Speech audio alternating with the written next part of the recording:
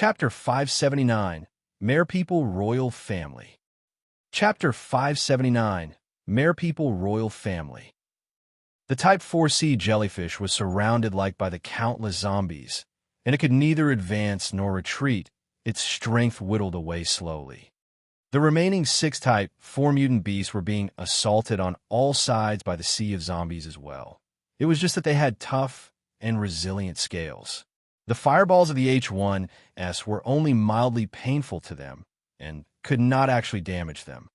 However, there were about 50 devourers amidst the sea of zombies attacking the 6 Type 4 mutant beasts, and as these devourers possessed high offense and combat ability, they were stronger than ordinary zombies by countless times. The 50 devourers did not engage the 6 Type 4 mutant beasts in direct combat. Instead, they leaped about from building to building from time to time, firing their toxic bile at the behemoths. As long as the toxic bile hits any of the Type 4 mutant beasts, countless zombies would rush over and try to tear into the scales of that Type 4 mutant beast. Under the coordination of the corpse Amaterasu, the zombies were able to exhibit a terrifying combat strength. Although it wasn't enough to instantly kill a Type 4 mutant beast, it was enough to suppress them and cause them to have difficulty sweeping or killing the zombies. Each blow or strike from those behemoths could easily obliterate thousands of zombies, but by minimizing their movement, it was an effective tactic. The horde of zombies managed to keep the Type 4 mutant beasts at bay, preventing them from providing aid to the Mer-people. Amaterasu then went all out, waving its right hand, and sending 4 blood-like bone spikes to pierce the heads of 4 singing mermaids. It then twisted the bone spikes, sucking up the life force of the mermaids, turning them into shriveled mummies. The Mer-people roared out in rage, and sent yet another mighty wave of ice shards shooting towards Amaterasu. Amaterasu did not try to dodge or escape to another area. Instead, its blood river appeared once again, pouring out of its body and surrounding itself. The blood river became some sort of a protection, and Amaterasu then continued its charge into the group of Mer-people. The countless ice shards and the incredible cold enveloped the blood shield, and the powerful freezing ability turned the blood rock solid. Seeing the shield of blood being frozen, delight flashed past the eyes of the Mer-people. The corpse Amaterasu was simply too overbearing, and it was more threatening than even the Type 3 mutant beasts. Kacha! With a loud crack, the frozen blood river burst open, and a pale-faced Amaterasu leaped out, jumping into the middle of the group of Mer-people. As it stood on a piece of frozen blood shard on the waves, its right hand shot out a 100 long, sharp bone blade, and it slashed outwards at the Mer-people. The faces of the Mer-people fell, and some controlled their waves to send themselves into the sky. Some retreated into the waves, while others controlled the waves to turn into ice shields to block the incoming assault. With a single slash, Amaterasu caused 6 beautiful Mer-people to be sliced into 2. It then took the chance to shoot out bone spikes and pierce the bodies of 4 others, before it started absorbing their blood essence, leaving them empty and void of blood. After absorbing the blood essence of those 4 Mer-people, Amaterasu regained a little of its life force, and its pale face regained some color. The blood essence of you Mer-people is not bad. Give me your knowledge and intelligence. Amaterasu laughed savagely before it shot in front of a beautiful mermaid with an incredible body and suddenly opened its mouth beyond what was normally capable and covered the head of the mermaid. It then bit it off in one bite, chewing gruesomely. Although the corpse Amaterasu looked like a human on the surface, it was a terrible existence. It had the ability to absorb intelligence and knowledge by ingesting the brain of certain life forms, hence gaining and growing its own capabilities and intelligence.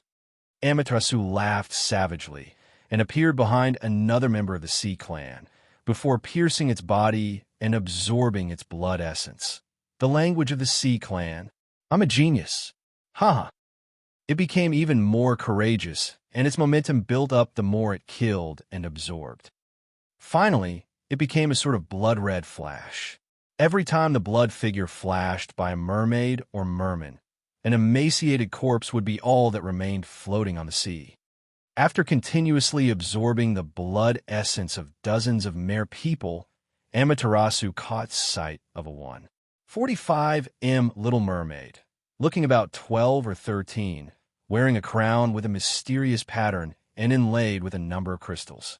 The little lady was childish-looking, but she had an exceptional aura to her, and her figure was explosive, and Amaterasu immediately roared in excitement. "Mermaid Queen, it's you. Become part of me."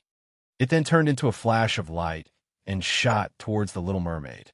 The 8 personal guards around the Little Mermaid roared out in rage and activated their abilities as countless ice shards fired at Amaterasu. The countless ice picks rained down on the blood-red flash, but was instantly shattered as Amaterasu appeared in front of the Little Mermaid. For bones with a tinge of blood pierced 4 of the female guards and sucked them dry.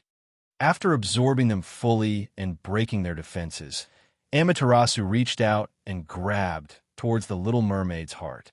The Little Mermaid stared back at the ferocious-looking corpse, and a strange rune flashed brightly on her chest as she opened her little mouth and blew out a dense and powerful mist that enveloped Amaterasu. The white fog instantly turned Amaterasu into an ice sculpture. After she had casted that ice fog over Amaterasu, the Little Mermaid turned incredibly pale, and her hands clutched her chest as she took ragged breaths. It was evident that the ability earlier took a large toll on her. With a kacha, the huge ice sculpture broke apart, and Amaterasu stepped out as he laughed savagely. What a powerful ice ability. However, if you want to seal me, it's still slightly lacking. Seeing the unharmed Amaterasu, all the Mer-people had expressions of despair. At this time, the Type 4 dragon beast that looked like a Diplodocus opened its huge mouth from afar and fired its innate ability as a huge white beam of icy energy shot over, blasting the body of Amaterasu, encasing it in a huge pillar of ice over 10 m tall. When they saw this, the mermaids all erupted in cheers. The Type 4 mutant dragon beast's innate ability was the manipulation of ice, and when it fired its ice energy, it could even seal up fellow Type 4 mutant beasts. As the Mer-people were celebrating, Yuzhong suddenly shot out from a small alley with lightning speed, reaching the Mermaid Queen and grabbing her neck. A thin spider silk shot out from his left hand, wrapping around her body, and began absorbing her stamina. Once he captured her, he didn't even spare a look back and ducked back into the dark alleyway. He had no interest in fighting it out with the Mer-people.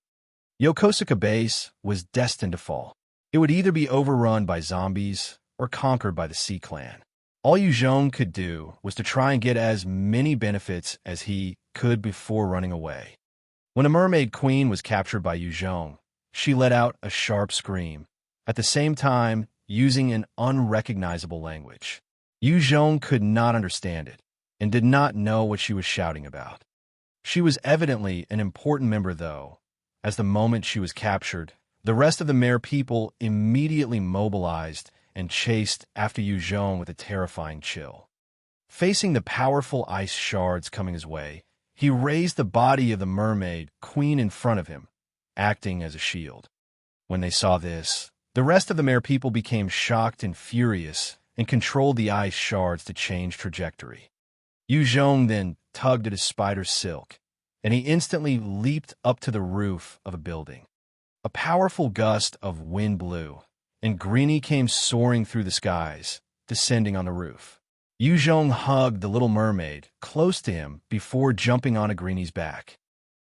Greenie flapped its wings once and soared into the skies. After they were airborne, Yuzhong heaved a sigh of relief.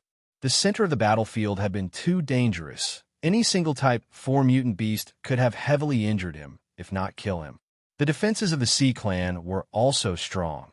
If it weren't for the corpse Amaterasu punching a huge hole into their defense, Yuzhong would not have been able to capture the Little Mermaid. Zhao Tiangang saw Yuzhong carrying the Little Mermaid and could not help but sigh. This is a mermaid? So beautiful. I never have thought that I could see one from the legends. The little mermaid continued to struggle in Yu Zhong's clutches. However, she was already tied up tight in those spider silk. Hence, she looked pitiful yet adorable at the same time.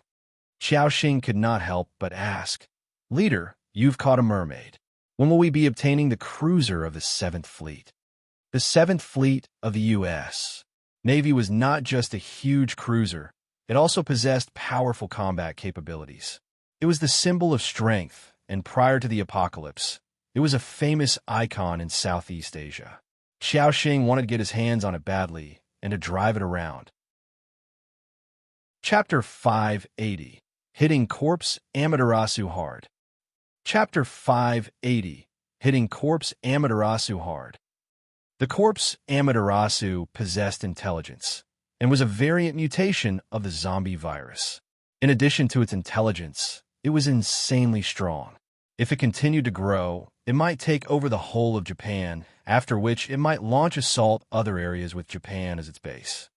The moment Yu Zhong imagined Amaterasu commanding over millions of zombies to launch an assault on him, his heart turned cold. Previously, he had led his army to destroy millions of zombies, and each time, it was mainly due to killing the Z2 that he was able to achieve his objectives. However, it was never once a case of killing the zombies themselves. With his current strength, if he were to meet Amaterasu commanding millions and billions of zombies on the battlefield, he would definitely perish. Zhao Tiangang and the rest saw Yu Zhong's serious expression and their hearts sank, not saying anything. Yu Zhong tied the little mermaid securely onto Greenie's back before looking back down. He was hoping that Amaterasu would die in the battle below. However, his gut feeling told him that it would not be as simple as he imagined. The Mer-people had watched helplessly as Yu Zhong kidnapped their queen, and their hearts were filled with rage. 29M, tall whale shark warriors wielded their large mutant beast bones and swung it viciously at the ice sculpture containing Amaterasu, hoping to smash it into smithereens. Suddenly, things took a different turn. The ice sculpture blasted apart, and the handsome Amaterasu stepped out, its face incredibly pale. Its right shoulder had been gravely injured, and there were many areas where its bones were showing. Even its chest had a large hole. However, there was no blood seeping out from its wounds. If an ordinary person were to suffer such injuries, they would have long perished. However, Amaterasu just turned into a beam of bloody light and shot deep into the horde. The innate abilities of the Type 4 mutant beasts were too fearsome. It had expended all its energy to escape from that icy prison. If it had to take on another blow from any of the Type 4 mutant beasts, it might really succumb to its injuries. The 29M, tall whale shark warriors quickly chased after Amaterasu, smashing it amidst a rain of shattered bones and blood. Amaterasu let out a pitiful scream and hurried towards a building before disappearing. The two whale shark warriors continued their pursuit, only to discover an empty location. With their speed, they weren't a match for Amaterasu, and there was only a chance to injure Amaterasu if they had the opportunity to get close. They bellowed in rage and cursed in their Sea Clan tongue, but it was useless. When Amaterasu escaped into a building, a powerful fiery blade slashed out from the dark, slicing its body and combusting it in a burst of flames. The resulting explosion lit up the entire area, revealing Yu Zhong's determined face. He had tied the little mermaid to Greenie before activating his second-order stealth and predicting the best escape route for Amaterasu. He had waited patiently till Amaterasu appeared and finally launched his fearsome attack, hitting Amaterasu hard once more. Amaterasu roared out again in agony before shooting out 4 sharp-boned spikes towards Yu Zhong. The crocodile tooth saw blade in Yu Zhong's arms flashed and shot out a few blade beams to counter Amaterasu's bone spikes, but was forced a few steps backward from the might of the clash. "It's you, human?" The heavily injured Amaterasu stared hatefully at Yu Zhong, spitting out. The mantis stalks the cicada, unaware of the oriole behind. "You have already snatched the Type 4 mutant beast and the mermaid queen from my hands, and now you want to kill me?" A cold glint flashed in Yu Zhong's eyes as he activated his shadow steps and devil flame, covering the crocodile tooth saw blade with the powerful flames, slashing towards Amaterasu. That's right. Submit to me and pledge your allegiance to me. Otherwise, today shall be the day you die. Amaterasu brought up its own blood-colored bone blade to parry Yu Zhong's attack, as a bloody fog began to steam from the blade. Its eyes flashed with an arrogant look. Human, even if I am heavily injured, I will not be humiliated by you lowly scum. Human, I'm appreciative of your cunning and strength. Submit to me, become my subordinate, and work for me. I can grant you power, status, riches, and beautiful virgins. There are over 70,000 humans here in Yokosuka base. As long as you work for me, you can become their leader. Their lives and deaths will be yours to control. When Yu Zhong heard it, his face seemingly twitched as he lowered his blade. Really? The corners of Amaterasu's mouth lifted slightly. Of course. There's an absolutely beautiful pair of twins in the fifth bunker. As long as you work for me, they are yours. Having swallowed a large number of human brains, Amaterasu had an understanding of human nature. To men, power, status, riches, and women were the things they wanted the most. Hence, they wanted to try to entice Yu Zhong with these promises. Yu Zhong nodded lightly, and he stepped forwards. All right, I'll go with you. Amaterasu grinned, pleased, and produced a dark red drop of blood in its palms. It then spoke somewhat alluringly. This is my blood essence. If you promise to be loyal, swallow this. Once you swallow this, you'll be the leader of all the humans in Yokosuka base. When I control Japan, you'll be Japan's king. When I control the world, you'll be the human king by my side that I trust. Many people would look up to you in reverence and tremble at your prestige and might. The only price is your loyalty to me. The position of a king was pretty enticing to any man. Many ambitious people before the apocalypse would have thought of ruling at once. However, most have failed. In the past, it was an unattainable goal. But now it might be possible. Let me see. Yu Zhong eyed the blood essence with an expression of pondering as he walked forwards. All of a sudden, he swung his crocodile tooth saw blade covered in devil flames, slashing Amaterasu across its chest. The fiery flames combusted and caused a large hole on Amaterasu's body, as its blood essence was burnt and sizzled into the air. You dare trick me! Amaterasu roared in rage and pain, and fired out 4 sharp bone spikes at Yu Zhong. In response, Yu Zhong swung out and parried the incoming bone spikes before casting his gravity manipulation as a twofold gravitational force weighed down on Amaterasu, causing it to sink and lose its balance. Yu Zhong then grabbed the chance to swing once more, slashing out at Amaterasu's body and burning more of its blood. Amaterasu roared out again, shooting a dense wave of blood that was shrouded in evil energy. If Yu Zhong came into contact with this move, he would definitely be sucked dry of his blood. Yu Zhong fired his devil flames again, sending it to burn the evil blood energy into fumes. When Amaterasu saw its blood essence being burned, it immediately turned tail and tried to escape out in a blood-red flash. By now, Amaterasu was at its weakest. Having been assaulted over and over, it had lost all of its fighting will and desperately wanted to escape.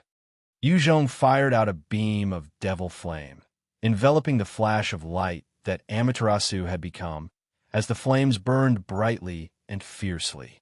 Endless amount of bloody fumes continued to rise into the sky. Under the merciless burning of the devil flame, a crystal-clear bead of blood dropped out from the beam of light that was Amaterasu. Yu Zhong shot forward. However, he suddenly felt an overwhelming sense of danger, and he quickly retreated before 2 sharp bone spikes smashed apart a nearby wall, chasing after him. Yu Zhong hurriedly swung his blade and broke apart 1 bone spike, but unfortunately, the other bone spike managed to pierce his body.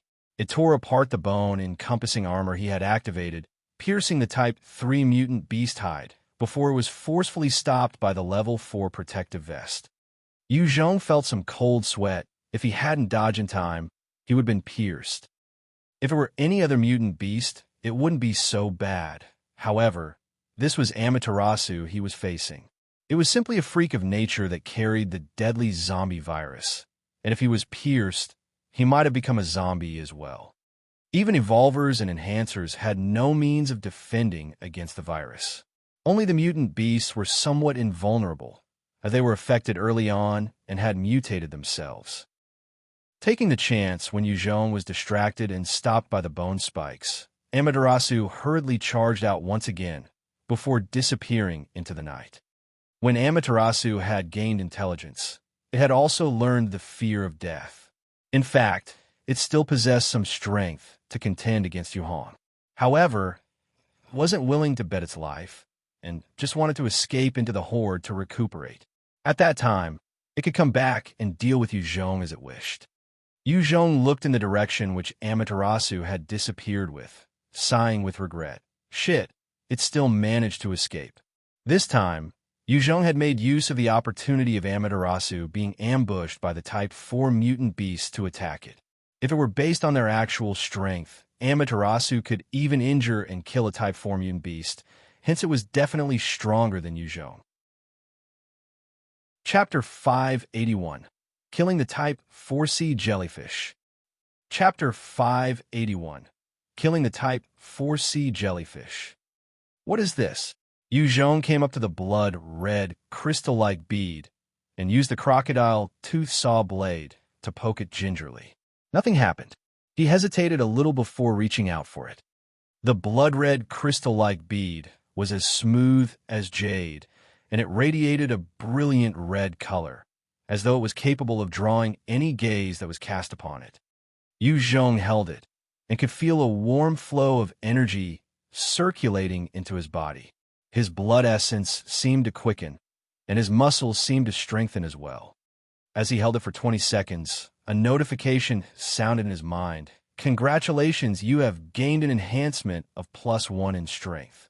When he heard that, delight flashed in his eyes. This is a treasure. Definitely a good treasure. Yu Zhong's body was enhanced to a terrifying degree at this point. Most ordinary treasures were ineffective to him. The meat of a Type 4 mutant beast was extremely nutritious and could boost vitality. If it were to be given to an ordinary person after training, their bodies could be strengthened to about 3 or even 4 times of their original state. However, for Yu Zhong, it would at most enhance his stats by a little, because his body was simply too strong. The vitality of mutant beast meat can no longer enhance him. The higher a biological life form evolved, the harder it would be to take the next step. It was true for the mutant beasts, and it was true for humans as well. The blood bead that dropped from Amaterasu's body was some unknown treasure. From the way it could strengthen Yu Zhong by just holding on to it for 20 seconds, it was apparently something very god. With a thought, he kept the blood-red bead back into his storage ring. Upon seeing it enter successfully, he heaved a sigh of relief. The storage ring could not accommodate living things, and if the bead had been a biological thing, it would be impossible to store it in the ring. After hesitating for a moment, he did not wear the blood-red bead, and instead chose to open up the blue box that had dropped upon killing the Type 4 mutant sea snake. Level 7 Treasure, Sea Mask. Wearing this allows the user to breathe freely underwater. Swimming speed will be boosted, and the mask also negates the resistance and pressure of water. The mask can withstand damage from 25mm caliber bullets and below. Accompanying skill, Water Jet. Description of skill, fires a high-powered torrent of water so that the user can travel in a straight line at high speeds. Lasts for 10 minutes. The sea mask was a sky blue-colored mask that was engraved with countless runes, and it seemed capable of covering a person's face. There were holes where the eyes, nose, and mouth were supposed to be, and it was enveloped by a layer of transparent film. He took it and thought while eyeing it, "This is a treasure for sea combat." This sea mask was like some diving gear, except that it was much stronger and better. However, it didn't add much to ordinary battles. He kept the sea mask into his ring and activated the second order stealth, carefully making his way back into the battlefield. At the center, countless mutant beasts were engaged in an all-out slaughter with the zombies. There were corpses of both sides littered everywhere. He relied on his stealth to slowly carve and dig out all the blood essence and nuclei from the various high-level mutant beast corpses before keeping them. Within the Yokosuka base, there was a large number of Type 2 mutant beasts and a decent number of Type 3 mutant beasts. Even these powerful life forms were being killed by the Type 4 zombies. Soon, Yu Zhong managed to gather about 20 nuclei and blood essences from the Type 2 mutant beasts and about 4 nuclei and blood essences from Type 3 mutant beasts. My chance is here. His eyes suddenly lit up as he charged towards the Type 4C jellyfish. At this time, the Type 4C jellyfish was dragging its large body backwards, and the surrounding electrical charges were dimming. Behind it, there were plenty of charred corpses. Over 50,000 zombies had been electrocuted to death by it. Countless fireballs blasted multiple wounds on the Type 4C jellyfish's body. The ant-like S2S were crawling all over it while tearing and ripping its body, causing more injuries. A number of devourers continued to fire corrosive bile at the mutant sea jellyfish, corroding large gaping holes in its body. The mutant sea jellyfish might be able to regenerate from the wounds caused by the S2S and H1S, but the corrosive damage from the devourers prevented any form of healing. Furthermore, there was an intense stench that was being emitted by the wounds. Evolved zombies were like ants to the Type 4C jellyfish, and it could easily flatten or crush any of them. But even it would suffer under their swarm and continuous onslaught. It reached out with its massive tentacles to either slap away or bring some S2S into its mouth as it attempted to make its way to the sea. It had no more strength to activate its innate ability, and it wanted to escape badly to recover. However, it was as though the zombies could feel the vulnerability of the Type 4C jellyfish, as many of them rushed over to surround and attack it. Countless zombies were blocking the rest of the mutant beasts from providing any assistance, and both sides were thus locked in battle. The tentacles of the Type 4C jellyfish flew about, smashing numerous S2S and S3S into smithereens. However, more S-types continued to crawl all over it, tearing into its body. They even dug into the exposed wounds, further threatening the Type 4C jellyfish. In response, it would emit out some electrical charges from time to time, lighting up the area and charring any unfortunate zombies within a kilometer of it. As the storm died down, the charred black corpses of the S-types fell from the body of the sea jellyfish. However, the sea jellyfish was in no better shape. It slumped to the ground and seemed to be out of energy. The sea jellyfish's innate ability was one of the strongest offensive abilities among the 8 Type 4 mutant beasts, but also was one of the most energy-consuming abilities. The Type 4C jellyfish made its final charge before slumping to the ground, exhausted. Countless evolved zombies rushed towards the sea jellyfish. It didn't matter what level the zombies were, the flesh and blood of a Type 4 mutant beast were extremely tempting. Just then, from within the horde of zombies, Yu Zhong with his body wrapped in bone armor reached out with his right hand, and a sharp bone spike shot out and supported him all the way to the head of the sea jellyfish. The H1S that had been hiding in the various buildings fired their fireballs at Yu Zhong. They were afraid that he would steal the precious blood essence and nuclei. A bright shield appeared in front of Yu Zhong, blocking those incoming fireballs. Yu Zhong wielded his black tooth blade and slashed down viciously at the head of the sea jellyfish. With a strength of over 10 times a normal person, the strike caused a large, gaping wound, and mucus started to flow out. Yu Zhong then swiftly put on the sea mask that he had just obtained and burrowed directly into the body of the sea jellyfish. It was a mask that allowed the user to breathe freely in liquid. Hence, Yu Zhong was able to dive inside the body of the sea jellyfish that was 95% water. He then pulled out his crocodile tooth saw blade and slashed about randomly, tearing flesh and nerves.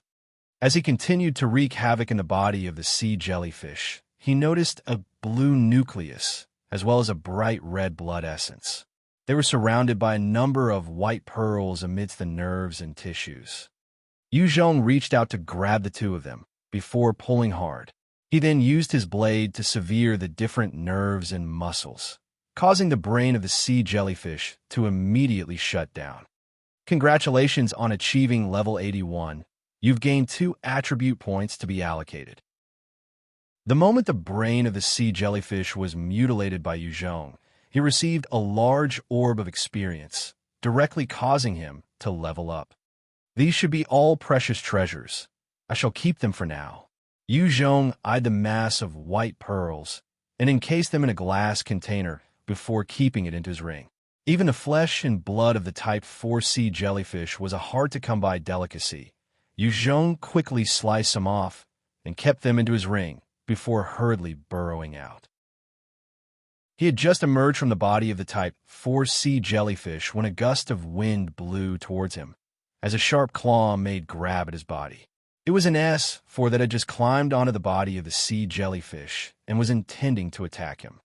Yu Zhong swung his crocodile tooth saw blade. Slashing the S4 was directly sliced into 2, and a skill book dropped out. Yu Zhong looked down and saw the sea of zombies crawling all over the body of the type 4C jellyfish, devouring its body. The blue color box had landed in the sea of zombies. Since anything that dropped out of the Type 4 beast was bound to be a treasure, Yu Zhong took one look at the box and leaped down after it. Chapter 582, Electromagnetic Gun. Chapter 582, Electromagnetic Gun. The horde of zombies looked at Yu Zhong leaping down and immediately reached out with their claws to swipe at him. It was like a hell of demented souls reaching for him. As he landed, Yu Zhong fired out numerous bone blades from his bone-encompassing armor before he twisted on the spot. In an instant, his whirlwind tactic caused the zombies within a 20 m radius of him to be ground into slices. Body parts and blood splattered and flew everywhere. Yu Zhong reached for the blue box, and the storage ring flashed, drawing the blue box in. He then shot out a sharp bone spike into the ground, propelling him toward the high building. Even a Type 4 mutant beast could fall under the continuous attacks of the zombies. Yu Zhong was not stupid to think he could withstand their onslaught. All of a sudden, a number of L4S and L3S grabbed the zombies beside them and flung towards Yu Zhong. A rain of zombies shot towards Yu Zhong like cannonballs. The L-types had bad aim, and most of them landed a distance away. There were a few who had slammed into walls and burst apart due to the impact. Even so, 2 managed to hurtle towards Yu Zhong, flung viciously by the L4S. Right as they were about to hit Yu Zhong, a white shield appeared again. The 2 zombies smashed into the shield, and their bodies broke in various places. The shield also dimmed, falling back in Yu Zhong's arms. Yu Zhong dared not delay longer, and quickly rushed to the roof before releasing a long and sharp howl. Hearing his summons, Greenie immediately swooped down, picking him up and soared back into the skies. Yu Zhong settled himself in and looked down again for another chance to kill a Type 4 mutant beast. If he was facing a Type 4 mutant beast at its tip-top condition, Yu Zhong would find it incredibly difficult to kill it. However, with the horde of zombies unwittingly assisting him, there might be a chance. There were still 6 of the Type 4 behemoths. Every one of them had incredibly thick armors, their defenses astonishing. The H1S fireballs could not do anything. The L4S were helpless as well. Only the sharp claws of the S4S, as well as the corrosive bile of the Devourers, could do some damage to those thick scales. Yu Zhong observed for some time, noting that there was no opportunity. He then signaled for Greenie to fly towards the 7th Fleet in the Yokosuka base. Currently, on the deck of the 7th Fleet, there were countless 1M, long mutant sea lice with sharp teeth and their bodies covered with tentacles assaulting the American zombies. The powerful tentacles of the mutant sea lice propelled them like cannons, latching on to the different American Navy zombies, taking huge bites out of their brains. Greenie descended and dropped Yu Zhong on the deck, and their attention swiveled towards him. Facing the hundreds of mutant sea lice, Greenie flapped its wings powerfully its innate tornado ability blasting out, sending the little critters flying away. Yu Zhong covered Zhao Tiangang and the rest as they made their way to the control room, and they quickly got to wait. Following the whirring of engines and the lighting up of some buttons, the cruiser began to come to life and quickly made its way towards the sea. There were over 70,000 survivors in the Yokosuka base, but the place was swarmed with mutant beasts and zombies fighting each other. It was hard for Yu Zhong to attempt a rescue. Furthermore, they weren't Chinese, and he didn't feel particularly bad about leaving them behind. The moment the cruiser moved, a number of mutant beasts started to chase. However, because the cruiser was made for battle, unless the Type 3 or Type 4 mutant beasts made a move, the rest of the mutant beasts could not possibly block them.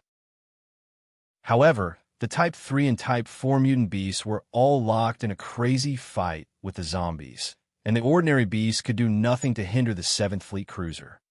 After breaking out of the surrounding of the mutant beasts, Yu Zhong heaved a long sigh of relief.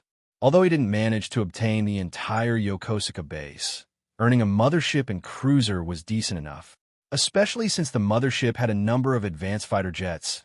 Once Yu Zhong gained full control of the mothership, he would have gained a huge boost in might. The Kingdom of God might have the powerful thunder fighters, but these were all assault helicopters that were weaker against the fighter jets that were more superior in the air. After all, fighter jets were focused on aerial combat, as compared to the thunder fighters that focused on land. After the apocalypse, Yu Zhong could use the Devil Flame to easily melt an assault helicopter, but it would be hard for him to destroy a fighter jet. This was because the speed of the fighter jets reached Mach speed. Furthermore, their altitude was too high. It exceeded the range of what Yu Zhong was capable of. Yu Zhong had started mass-producing ammunition in the Yinzhou city base. However, manufacturing fighter jets were impossible. Even with the advancement in technology over the next 10 years, it would be practically impossible to create the highly advanced fighter jets. After all, it was hard for China to have manufactured even before the apocalypse, needless to say the current situation. Yu Zhong felt slightly more at ease and opened the blue treasure box. With a flash of light, a strange gun appeared, its muzzle about 40 millimeters wide, the body flashing with a black metallic luster, and a number of gold lines wrapped around the body, converging around the muzzle like a spiral. The golden lines continued into a clear, empty box below the muzzle, which contained even more of the golden metallic lines, and it looked extremely sci-fi. Level 7 Treasure, Single Light 40 millimeters Caliber Electromagnetic Gun, I-Type. It fires a powerful electromagnetic pulse every day, generating one bullet automatically. If user inputs nuclei, the gun can use the nuclei as ammunition. Yu Zhong flipped the electromagnetic gun about in his hands, his eyes lit with excitement. Good treasure. It was currently the most powerful assault rifle in his arsenal. With it, his destructive potential increased yet again. As for nuclei, with the millions of citizens under him, and his promise of rewards to hunters, they could gather enough mutant beast nuclei to exchange at the government's office, and the nuclei was free for Yu Zhong to use. Ordinary humans could not make use of the nuclei from the mutant beasts, and only the energy converter, the biological armor, as well as the recent electromagnetic gun, could utilize those. These treasures were all dropped from the rare Type 3 and Type 4 mutant beasts, and were hard to come by for most ordinary people. The cruiser was speeding along in the sea, when suddenly the surface of the sea started to churn, and a number of mutant flying fishes that were 3M long and sharp spikes all over their backs jumped out of the water, smashing into the cruiser. Dang! Dang! Following the sounds of metals being struck, the countless mutant flying fish continued to slam into the cruiser. The sea was rippling madly, as though there were many horrors awaiting to break through the surface. Yu Zhong frowned as he thought anxiously. What's going on? Most of the high-level mutant beasts should be engaged in the battle at Yokosuka base. When Yu Zhong had led his men to maneuver the mothership out of the base, there hadn't been much disturbance from the mutant beast horde. However, this time, the cruiser had not even left for quite a while, and there was such a heavy onslaught. Something was not right. Could it be due to her? A thought arose in Yu Zhong's mind, and he swiftly ran towards the control room. The little mermaid's mouth was open as she seemed to be continually singing something. Strange runes flashed on her chest. The moment she saw Yu Zhong, she became flustered and stopped moving out of fear. The runes also died down. So it really is her. Yu Zhong came to a swift judgment. He walked up to her and grabbed her, carrying her towards the observation window. True enough, the waves had settled down, and the crazy onslaught of the mutant flying fishes had stopped. He stared at the little mermaid and growled menacingly. "I know it was you. Little rascal, I don't want this to happen again. If it happens again, don't blame me for killing you." The pretty little mermaid kept her mouth shut as she stared at Yu Zhong with a hint of fear, not saying a single word. He could not do anything, since the language barrier was an issue. He was not like the corpse Amaterasu. Swallowing the life force of other biological lives would enable him to learn all there was to learn about the race or species. Yu Zhong suddenly felt excited as he looked at the adorable little mermaid. He felt as though it was possible for an endless number of mutant beasts lining up for his subordinates to kill. This mermaid queen should be able to summon multiple mutant beasts. If used properly, we should be able to procure a large amount of sea-based products and gain a large number of nuclei as well. All of a sudden, a sharp scream that could send shivers down one's spine resounded from a distance, and it caused everyone on the cruiser to tremble with fear. Chapter 583, Indonesia. Chapter 583, Indonesia. Type 5 mutant beast. Hurry, turn the ship around. When Yu Zhong heard that shrill howl that was filled with might, his face immediately fell, and he ordered loudly. A single type 5 mutant beast possessed an earth-shaking might. Just one alone could easily make a huge mothership seem like a dwarf.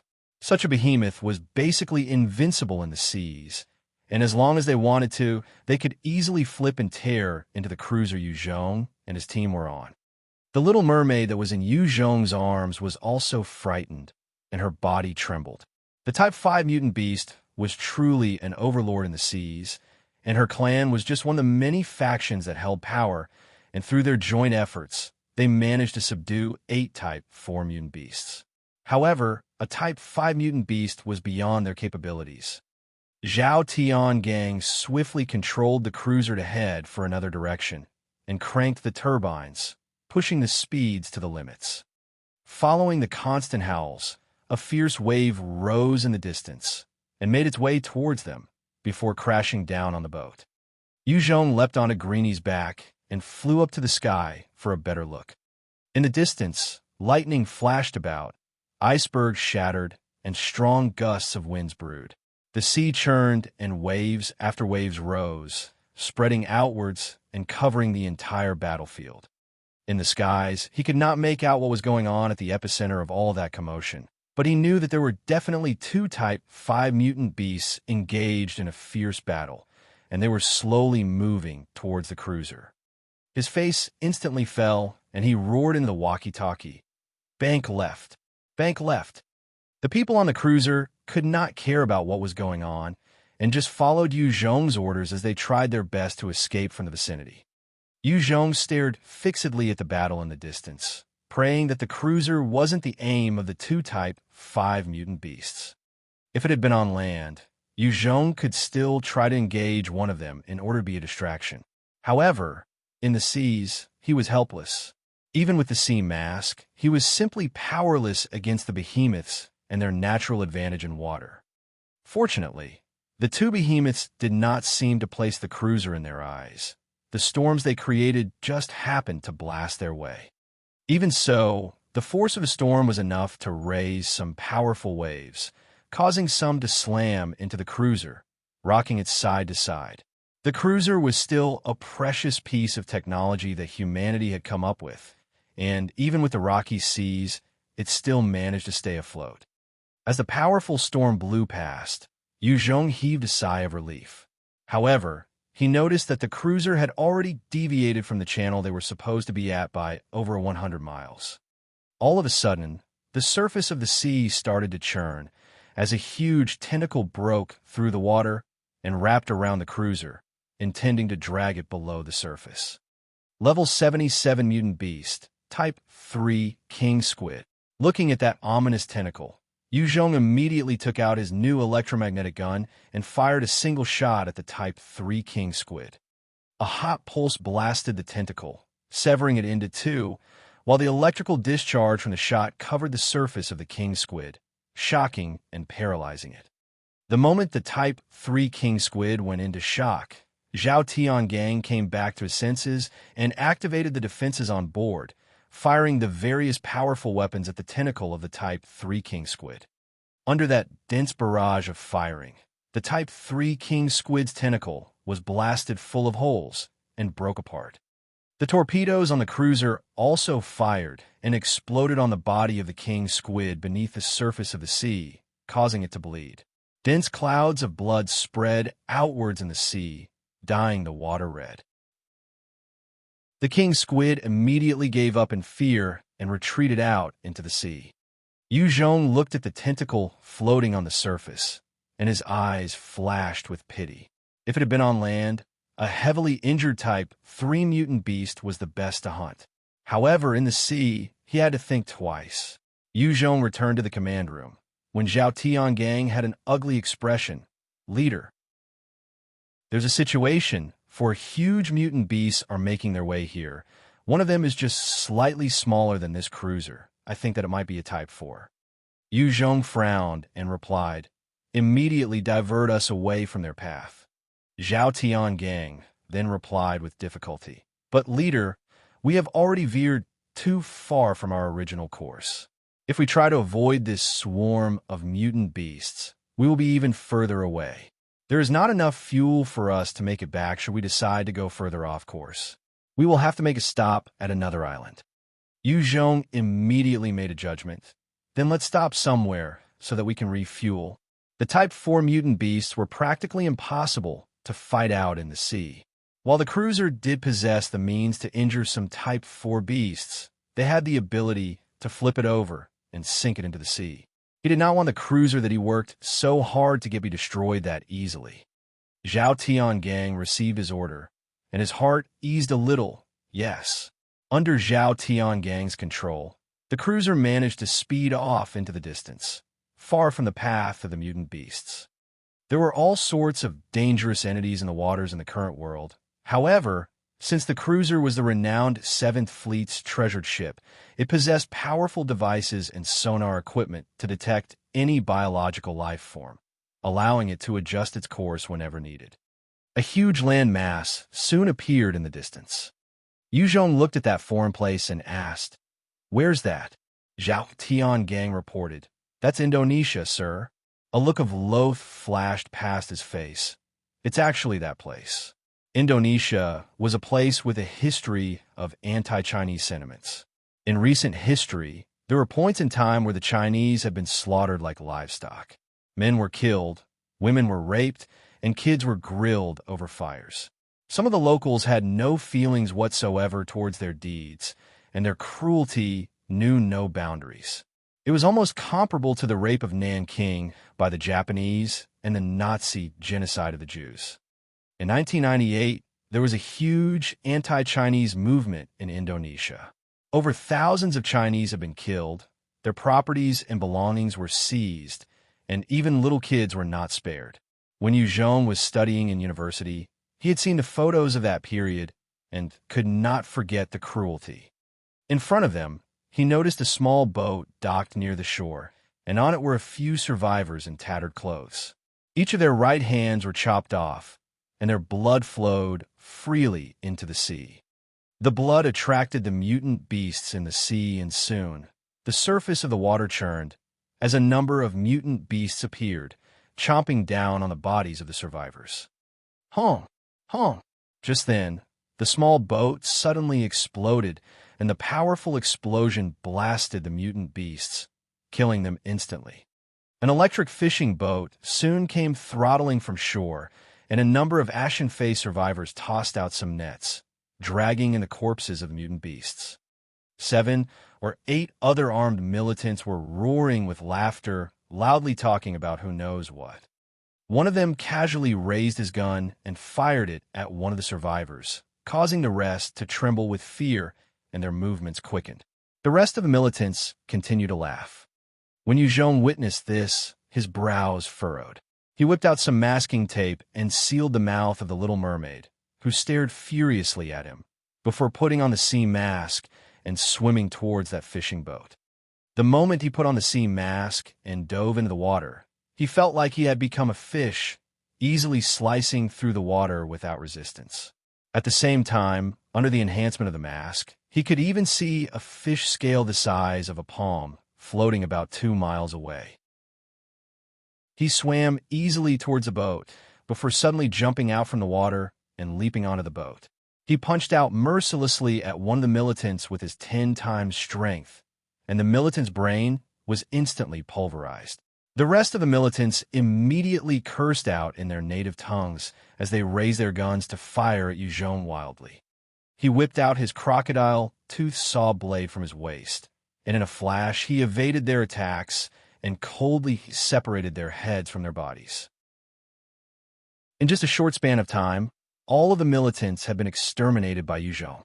During the process, the rest of the survivors who had been watching coldly felt a tinge of fear. They immediately got down on their knees and trembled, not knowing what Yuzhong would do. He eyed them and frowned, before using Chinese to ask, "Any of you understand Chinese?" None of them spoke a single word.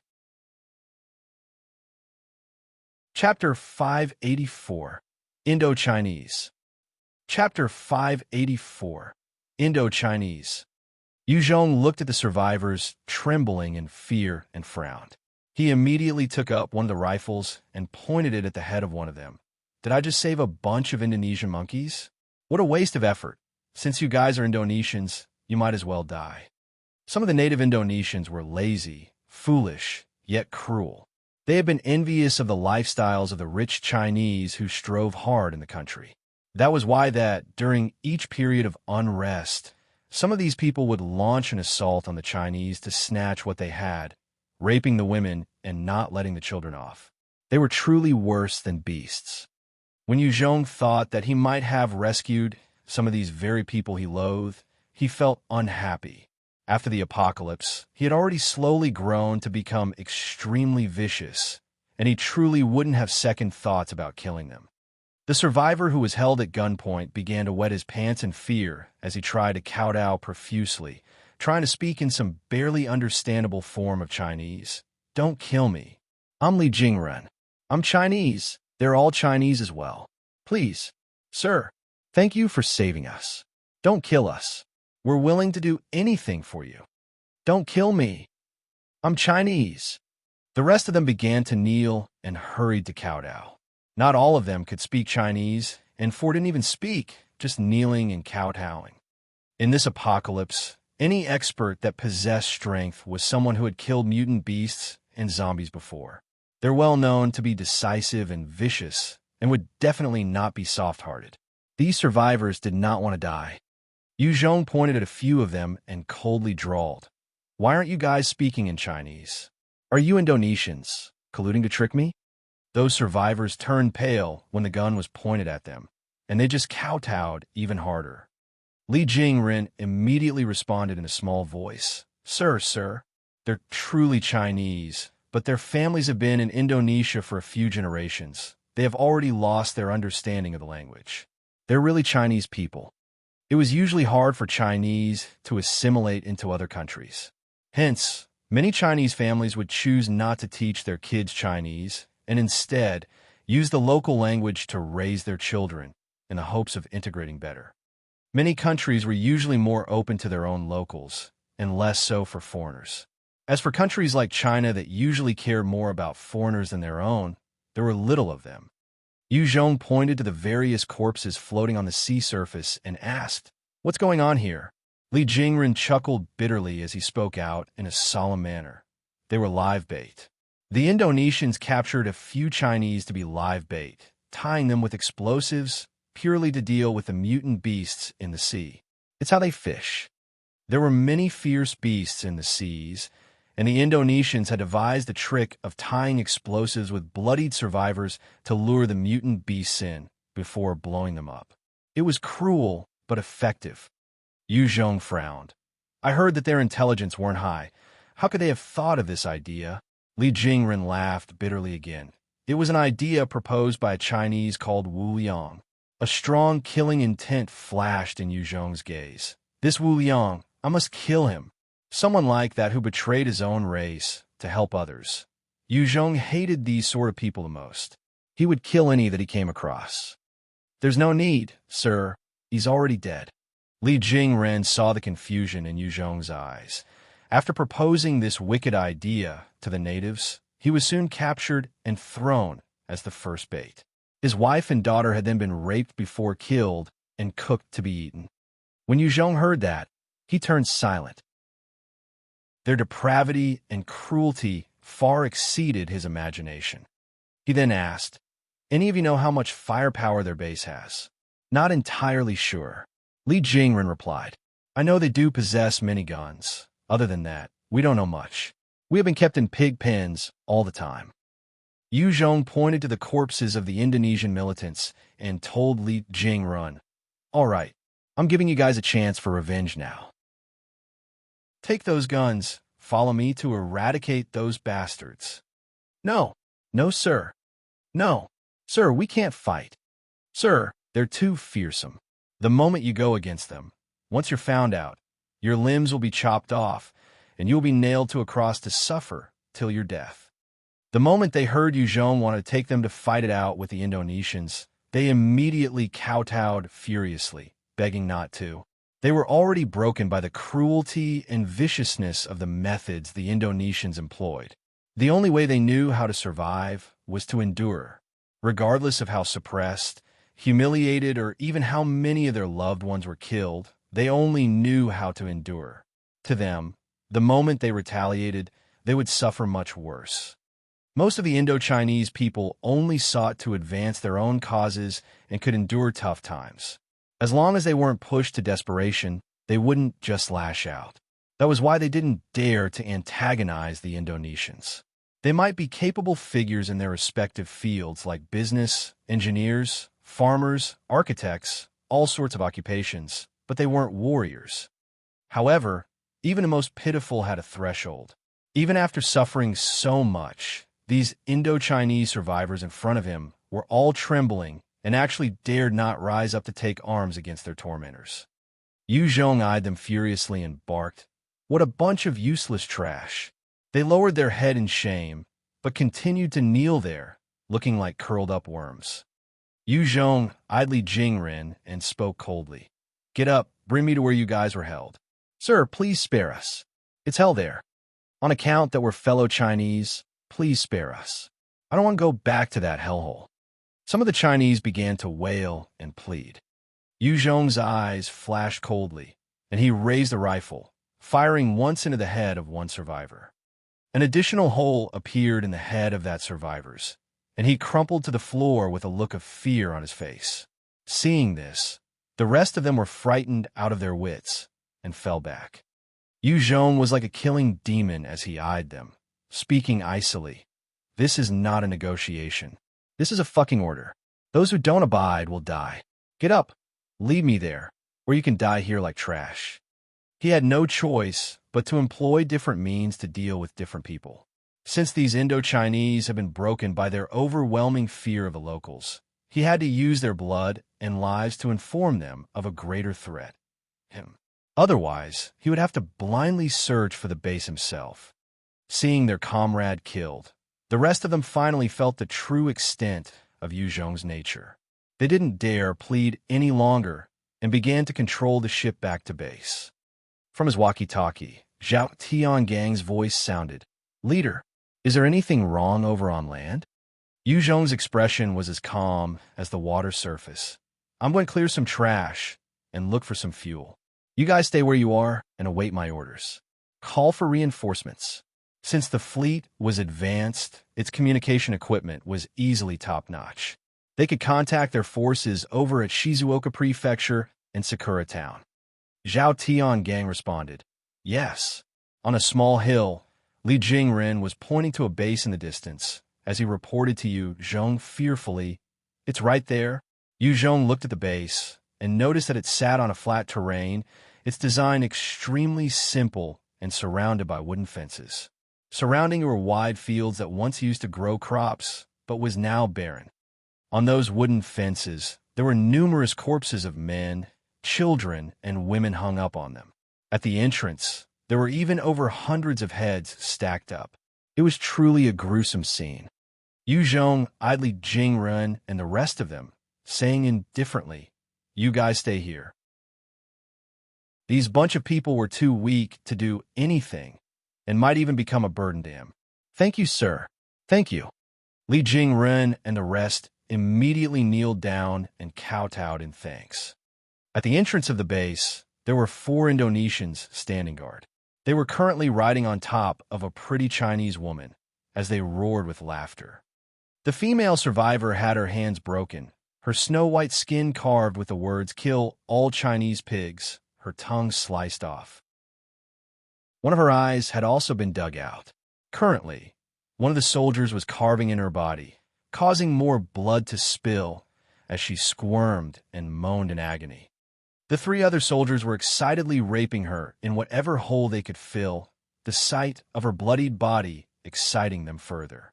As they raped her, they bit down viciously on her flesh, sucking her blood. The moment Yu Zhong arrived at the entrance, he had to witness such a gruesome scene, and it was even more depraved and sick than the image of the 98 riots. Chapter 585, Hell on Earth. Chapter 585, Hell on Earth. Yu Zhong stared at the depraved locals with a chilly light in his eyes. In this apocalypse, he had seen all sorts of depravity and inhumanity, but this was something else. His killing intent billowed, and he shot towards one of the militants, his hands reaching out for his throat and twisted forcefully, instantly crushing the windpipe of the unfortunate militant. When his throat got crushed, he didn't die instantly. Instead, his eyes widened in agony, as though they were about to pop out, his hands clutching at his throat, and he started to flail around like a fish out of water for a few moments before dying. While that was happening, before the other 3 even had the chance to react, Yu Zhong had already crushed their throats as well. They also died miserably. The woman, who had been tormented with her hands broken, her body full of scars, her eyeball dug out, even her tongue cut off, she looked towards Yu Zhong with only despair left in her remaining eye, as the tears flowed down her cheek. Yu Zhong spoke in Chinese softly, "I'll avenge you." She struggled to nod her thanks, a glimmer of hope in her eyes. After killing the 4 Indonesians, Yu Zhong tossed their corpses into a room, before heading further into the base. As he ventured in, he came across a chilling scene. A bunch of kids were using forks to poke at a decapitated human head. A number of female survivors were stripped naked, their hands and shoulders nailed to planks. A bunch of the locals were laughing while pointing at the captives. From time to time, a few locals would step up and just proceeded to rape the women. Even one young boy, who looked about 12, took part in the rapings. In a muddy area full of feces by the road, there was a pit. On top of it, a number of children had been pierced through on sticks and were being roasted. The entire place was like hell on earth, and when Yu Zhong came across these scenes, it was as though he was surrounded by ghosts and demons, not human, and his stomach threatened to heave. Beasts. Bunch of fucking beasts. They truly deserve death. Why didn't the 2004 Indian Ocean tsunami wipe them all out? The donations to them were truly for naught. Right at this time, there was a scream from afar. Yu Zhong turned his head to look. He discovered a pregnant woman who seemed to be due for delivery soon, being dragged by a bunch of locals towards a huge pot of boiling water. One of them drove a blade in her belly and tore it open, before grinning evilly and digging the unborn child out. He then threw the fetus into the pot of boiling water. The rest of the locals immediately roared with laughter, as though possessed by demons. In front of the huge pot, there were a number of children of ages 8 to 12, and when they saw this spine-chilling scene, they trembled in fear some beginning to cry. One of the locals made to grab a small boy, intending to throw him in to cook. He had already done this countless times. Right as he was about to throw the boy in, Yuzhong finally snapped. His eyes flashed with a cold light, and he shot forwards like an arrow, his blade swinging down on the right hand of the local, before he grabbed the local and threw him into the pot. The moment the local was submerged in the boiling water, he let out a piercing scream of agony, his entire body instantly turning red as he struggled and thrashed about. The moment Yuzhong made the move, he had no intention of showing mercy. He began to grab all the spectating locals and threw them into the pot, as they all screamed and flailed about. With a flash of his blade, he cut the bindings of the Chinese children who were tied up.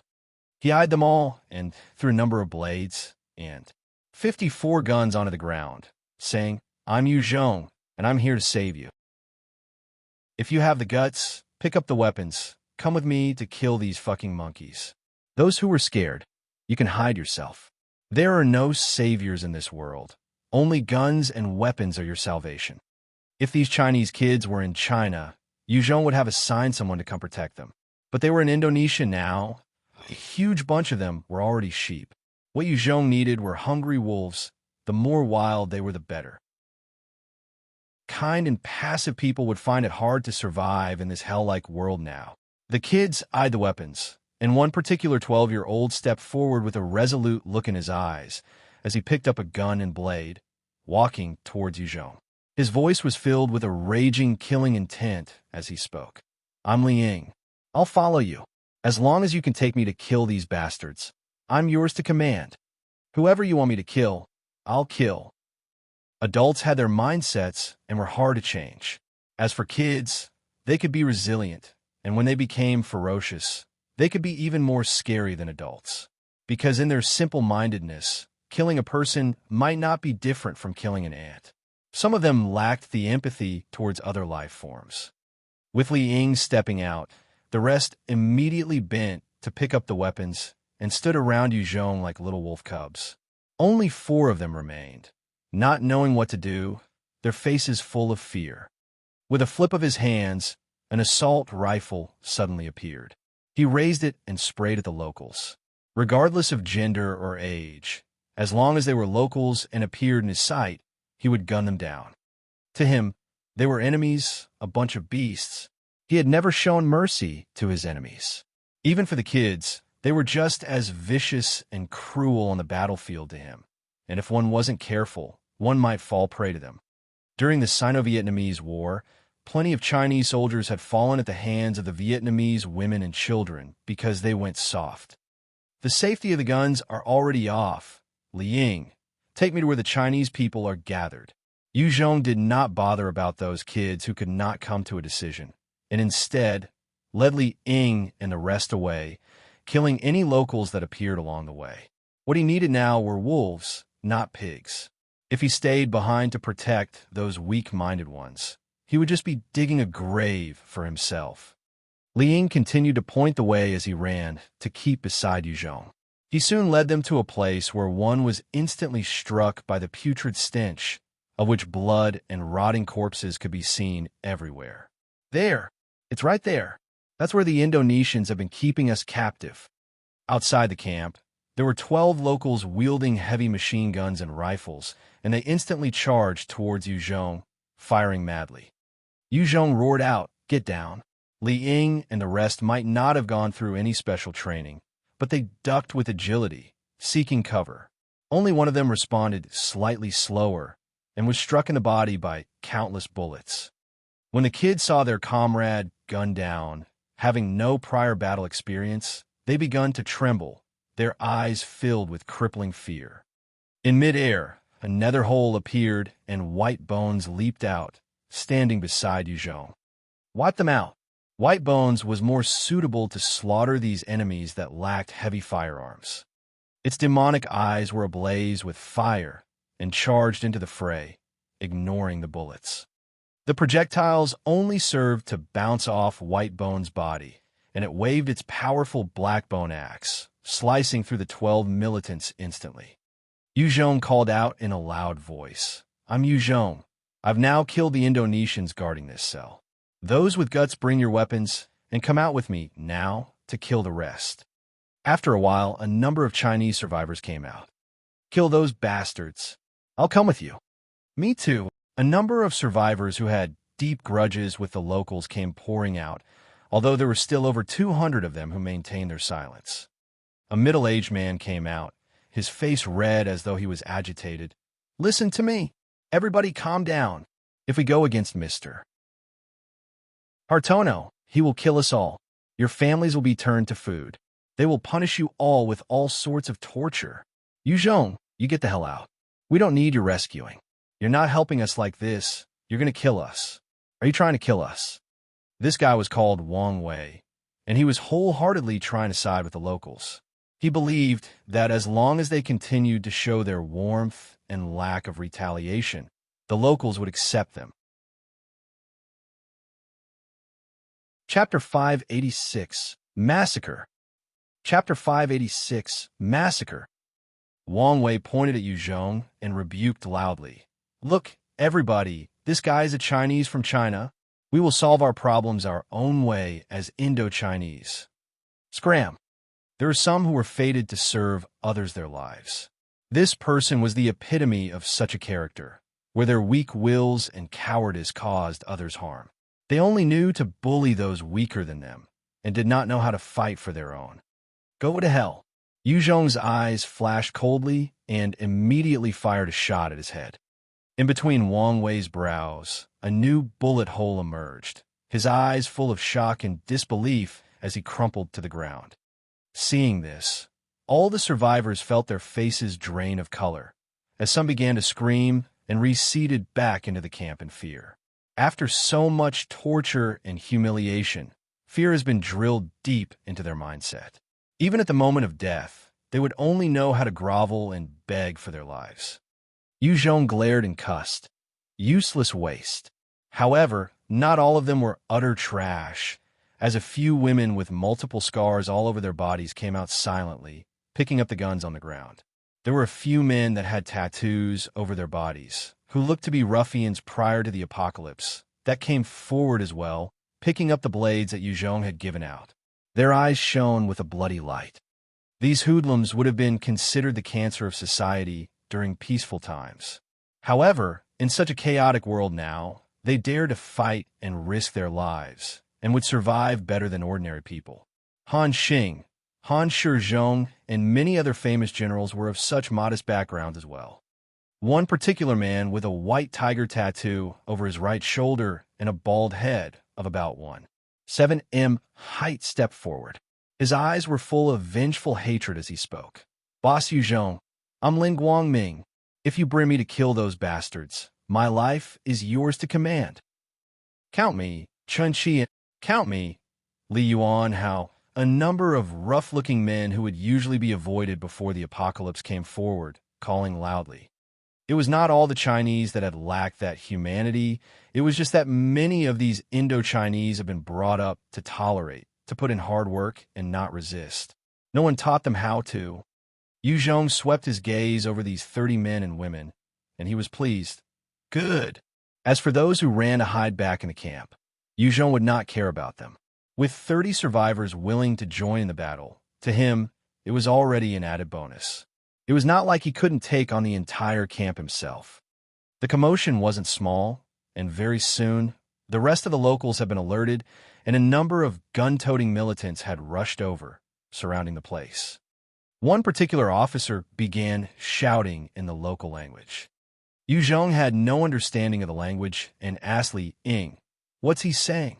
Li Ying's body was trembling in rage as he relayed the message. "He's shouting for us to surrender. Otherwise, he will break our limbs and throw into the wok to cook and eat. These beasts love to fry people alive, especially children." As the world collapsed, many people had succumbed to their inner demons and depravity. Apparently, this tribe of locals had gone over the edge. Yu Zhong eyed them and ordered coldly, "So it's like this, White Bones, go slaughter the whole lot of them." White Bones immediately set forth with his demonic eyes ablaze.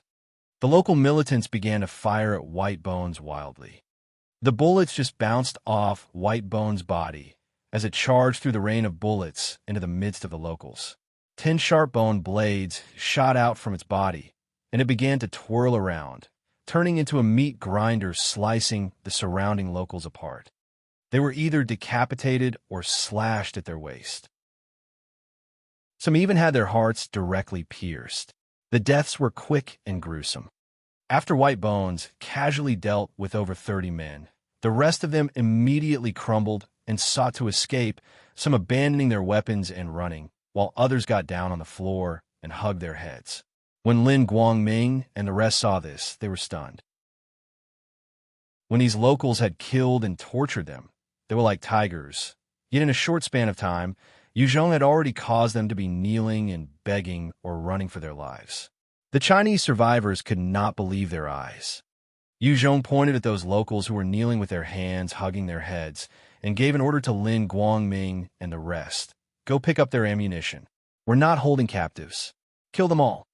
Since Lin Guangming and the rest were lacking the killing aura, Yu Zhong wanted to make use of these unfortunate locals to cultivate their murderous intent.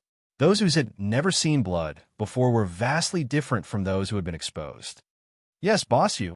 A fierce intent appeared in Lin Guangming's eyes as he hollered while charging at those locals.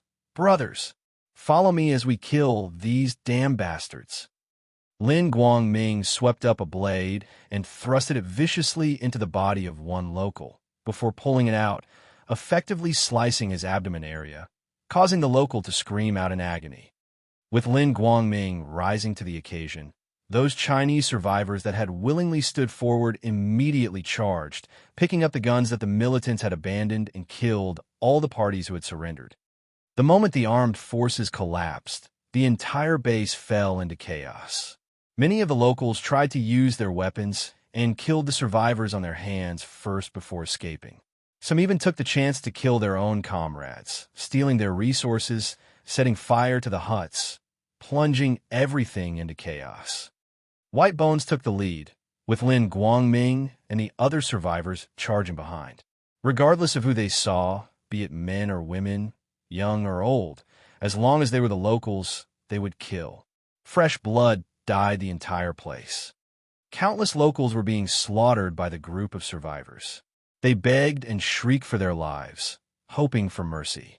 However, Lin Guangming and the rest were overcome by bloodlust and their unforgettable memories of the treatment they had received, using their weapons to end the lives of all these people. Yu Zhong watched all these from behind. It was something he had done himself as well. In Vietnam, because of the actions of No Nam Hong, previously translated as Wuyen Hong, Yu Zhong had killed a town of 4,000 survivors in a fit of anger. These locals have been acting worse than humans, and their actions were comparable to No Nam Hong, even surpassing his in depravity. Yu Zhong would naturally not allow them to live. After slaughtering over 100 of them, the experts of the base finally appeared. 20 enhancers appeared, each of them wearing all sorts of strange equipment. When Lin Guangming saw them, his face fell as he called out, "Not good. Boss, these are all experts with powers. They're the strongest experts in Indonesia. Even special forces aren't a match for them. I've had a special forces friend who had died at their hands. Please tell Boss White to be careful." A look of fear also flashed past the faces of the dozens of Chinese survivors behind Lin Guangming. To them, enhancers were people way above them, more so those with special abilities. They could not hope to stand up to them. Even with guns, there was no assurance they could live. Yu Zhong eyed them and called out coldly, "Just a bunch of ants." He then pulled out his stinger and flashed forward like a shadow, firing 6 times consecutively. Following those shots, 6 of the high-level enhancers immediately crumpled to the floor, their heads blasted apart in a shower of flesh and blood. When the other 14 experts saw this, their eyes were filled with shock. Without letting them recover from their stupor, Yu Zhong pointed at them and 14 balls of devil flame appeared out of thin air, shooting towards them and exploding at their heads, blasting them to pieces. Lin Guangming could not help but stammer with his mouth wide open. "Strong, strong. Too strong." A look of amazement was in his eyes. Those survivors who had chosen to follow Yu Zhong could not believe their eyes as well. They were now filled with not just gratitude and respect. Now there was a sense of awe and reverence. Such a killing god was their leader, and they believed strongly there was a chance for them to survive in the future. Those 20 enhancers possessed the greatest might out of the 2,000 over people in this base, and with their deaths, no one else dared to step out to stop Yu Zhong. Many tried to make a run for it. There were some who also wisely chose to surrender, hoping to live on. After all, there were no cases of Chinese committing genocide overseas, and they prayed with all their might Yu Zhong was the same. The entire base was soon under Yu Zhong's grasp. He had captured a total of 1,300 locals and 200 over sheep-like Chinese survivors. He then proceeded to slaughter over 700 of those who had participated in the killings of the Indo-Chinese, creating a river of blood right there in the base. After controlling the town, he gathered everyone in the wide, open area. From today onwards, I'm your master, your king. I will announce now. Ming is now the commander of the Youth Guards, Indonesian branch. Ming is the commander of the Indonesian 1st Battalion, Chun Chi, the commander of the 2nd Battalion, and Wang Chi, the commander of the 3rd. As of today forth, under my authority, Ming, Ming, etc., these 47 people are the first-grade citizens. They're protected by the law. As for the rest of the Chinese survivors, you will be considered 5th-grade citizens. All the locals are slaves. Chapter 587, Slavery. Chapter 587, Slavery. Only citizens possess the right to copulate and build families. 5th-grade commoners and slaves have no rights. They must bow when they see citizens. Slaves must kneel. The official language will be Chinese.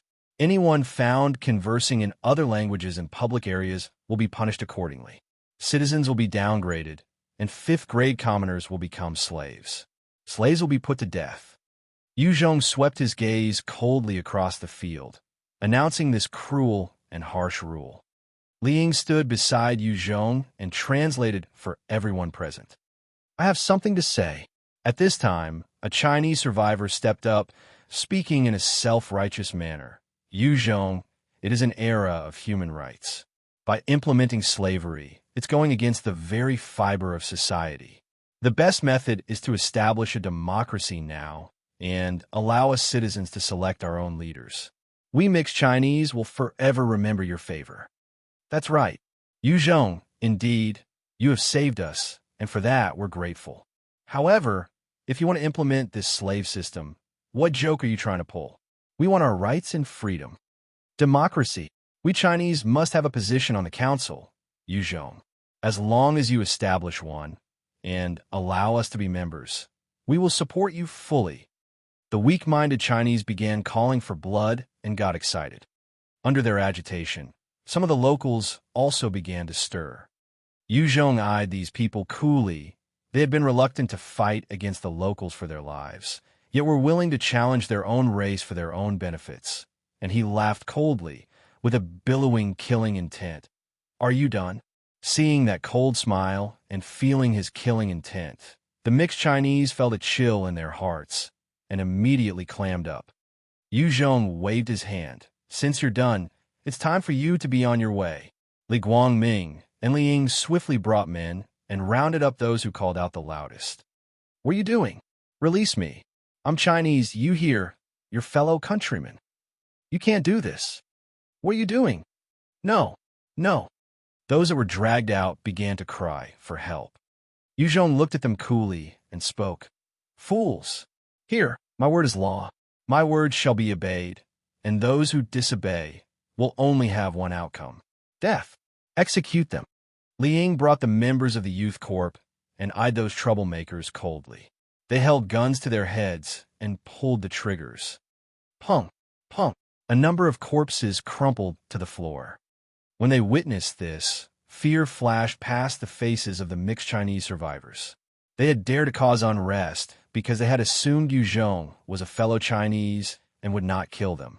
They never thought that he would snap and kill them like livestock without batting an eyelid.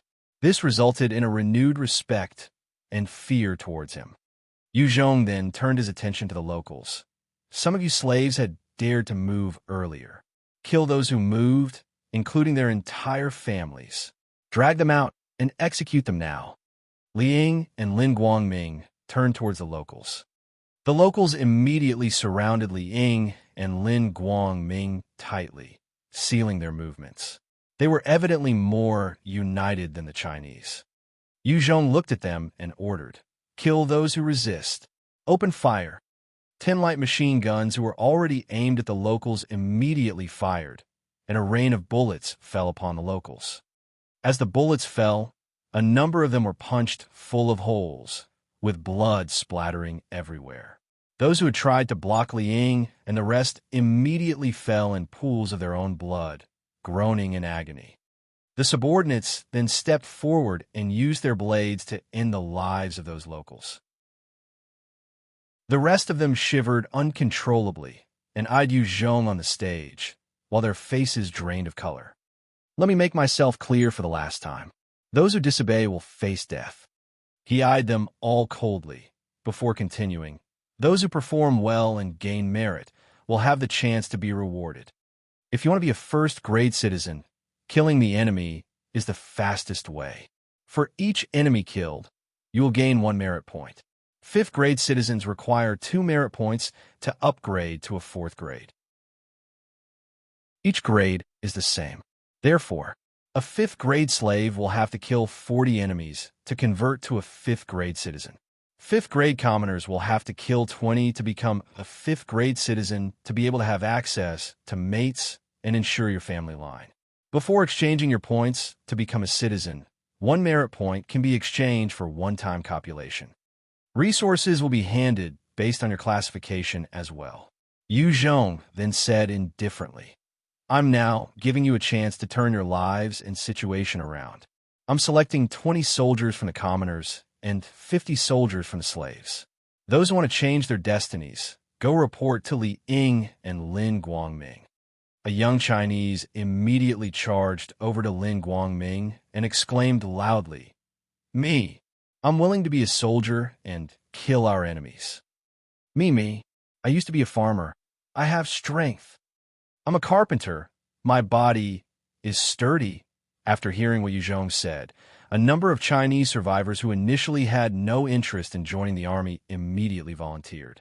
They surrounded the subordinates of Yu Zhong as they knew that it was truly a chance to turn their fates around. If they missed it, they would have to live like ants, without any capacity for pride. Yu Zhong's words were translated by Li Ying for the locals, and they scrambled to be picked as well. Yu Zhong then ordered, "Li Jingren, bring some people to teach the rest Chinese." Seeing that Yu Zhong had conquered the base, Li Jingren and the rest decided to stay. After all, there were zombies and mutant beasts out there, and without food or water, they wouldn't survive beyond a week. Li Jingren responded by bowing and replying respectfully, "Yes, boss you." After settling things down, Yu Zhong came to a luxurious spring nearby and got in. Comfortable. His entire body was submerged in the hot water and felt his blood circulating. He let out a long breath before whisking out the type 4 mutant sea snake blood essence and swallowing it. The moment he gobbled it, it turned into hot currents of energy that looked like snakes, and they began transforming his body from within. It was fortunate that his endurance was extremely high and hence could withstand the might of that blood essence. A normal person might explode from the forceful energy. The energy kept on rushing within his body as it was slowly absorbed and converted into his own strength. Congratulations on gaining 15 strength, 5 spirit, and 10 endurance points in enhancement. When his body finished absorbing the huge amount of energy, a sound of notification resounded in his mind. He then threw the blood essence of the type 4C jellyfish into his mouth as well, without hesitating. The moment the blood essence went into his body, it turned into powerful balls of lightning energy and exploded within him, as though they were trying to tear his body apart. Lightning charges could be seen emitting from his body from an onlooker viewpoint. Under its constant explosion, Yu Zhong felt like his insides were being pricked constantly, as though numerous blades were slicing through him. The pain was almost unbearable. His cells were being blasted apart before mending themselves quickly with a lightning-based energy, strengthening him. Congratulations on gaining 15 spirit and 10 endurance points in enhancement. My strength has increased again. After fully absorbing the huge amount of energy, Yu Zhong slowly opened his eyes and smiled faintly. When one's strength reached this stage, it was incredibly difficult to push to the next threshold. Killing multiple Type 3 mutant beasts might not work as well. Only by killing those Type 4 mutant beasts would allow him to level normally. However, every single one of those behemoths were extremely powerful. Even he did not have full confidence in dealing with them.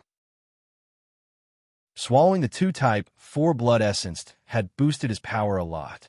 Early the next day, Yu Zhong brought Li Ying and his troops, as well as Lin Guangming's troops, and launched an assault on a nearby establishment that had about 1,000 people.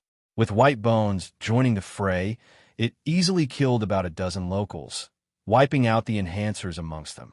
The rest of the locals immediately collapsed and surrendered to Yu Zhong. After killing yet another 400 locals who had participated in killing of Chinese, he continued to sweep through the nearby bases and factions, thoroughly swallowing them up and bringing them under his control. At the same time, out at sea, Zhao Tiangang had managed a radio for reinforcements, and the Shizuoka Prefecture had deployed by Shaoshang, as well as 40 evolvers to assist Yu Zhong. With this deployment, Yu Zhong became even more relaxed. Every single one of them had the strength to face an armed force of over 100. With them here, Yu Zhong could easily move out in all 4 directions to sweep through the establishments, crushing them all entirely and bringing the resources back. By the end of 10 days, they had amassed a group of 7,000 locals, 3,000 Chinese, and they began to start new. In fact, the total number of locals had numbered over 20,000 initially, but over 13,000 of them had participated in depraved acts, as well as the slaughter of Chinese. Yu Zhong thus decided to kill them all. At the same time, he managed to gather about 400 Chinese soldiers, of which there were about 130 children who were still young that formed the Youth Corps and were fiercely loyal to him. Chapter 588. Country, a Northern Coalition. Chapter 588. Country, a Northern Coalition. By the sea, Yu Zhong ordered the Little Mermaid, summon the sea mutant beasts. The little Queen Mermaid stared back at him with a stubborn look, and her lips pursed tightly. Right now, she was wearing a blue dress, and her fins have transformed into legs. She looked just like a beautiful lowly, without a hint of the myth-like mermaid traits. Yu Zhong eyed her coldly and said, "You're not willing to listen? Good. Massacre, come over here and make sure to guide her properly." Hi. Beside Yu Zhong, the sexy and mature female instructor bowed, before walking towards the Little Mermaid. When the Little Mermaid saw Masako approaching her, an expression of fear came over her face as she began to squeal in some broken Chinese. No. The Little Mermaid was the queen of her race after all, and her talents were naturally astounding. Her intelligence was superior, and she had quickly picked up some simple Chinese. However, even so, she was still filled with dread towards the instructor Masako, and her fear towards her surpassed even that towards Yu Zhong. As a personal instructor, Masako had no tenderness or care towards another female. She was extremely harsh and strict, which caused the Little Mermaid to be scared of her. Yu Zhong ordered coldly, "Summon the mutant beasts. Only call the lower-level ones." The mermaid dared not disobey any further and opened her mouth to croon in a mystical but strangely soothing sound. The voice continued to spread out towards the sea. After a period of time, the surface of the water churned, and a number of mutant sandworms and mutant sea lice began to swarm out of the water.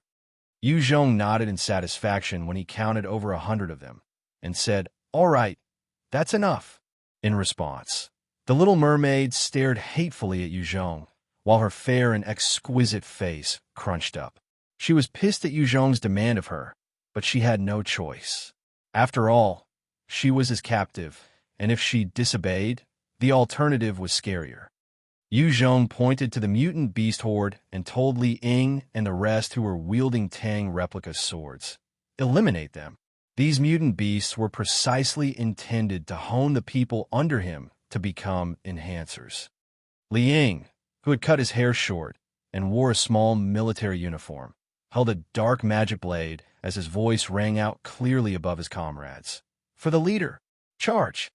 The youth corp immediately charged forward with high spirits as they all shouted out, "For the leader!" Bai Xiao Sheng, White Bones, and 20 other evolvers stood aside to watch over the youth corp, ensuring that they weren't in any mortal danger. The beasts that the Mermaid Queen had summoned were basically Type 1 monsters. Those that were dangerous enough that could threaten the youth corp had been dealt with by Xiao Sheng and the rest. With the protection of those elite soldiers, Li Ying and the rest of the young soldiers began to rise quickly in level, reaching level 10 within a short span of time, and their momentum wasn't stopping. Yu Zhong looked at the stubborn little mermaid, and the corners of his mouth lifted slightly. This little mermaid is truly a treasure. As long as I can control her, I could train up an entire army of enhancers. He said, "I shall give you a name. Hylon." When the little mermaid heard Yu Zhong giving her a name, she turned her head to the side out of spite, not saying anything. When Massacre saw that, her face became frosty as she barked, "Hylon, what's the meaning of your attitude? Master has kindly given you a name. It's an honor. You're not thanking him. Do you want to be kept in the dark house later and taste the true meaning of hell?" A hint of fear flashed in Hylan's eyes as she turned back to Yu Zhong reluctantly, Befra speaking in broken Chinese, "Thank you, master." Yu Zhong eyed Masako with amusement. Good. When he had contacted Japan and raised the issue of the Little Mermaid, Kira Waichi had suggested to send Masako over. Indeed, within days, she had managed to train Hylan to be slightly more controllable. She bowed towards Yu Zhong, while responding with an alluring smile. "Thank you for your praise, master." Although her looks wasn't considered the cream of the crop, her methods and the way she carried herself was extremely feminine and even more mesmerizing than some top beauties.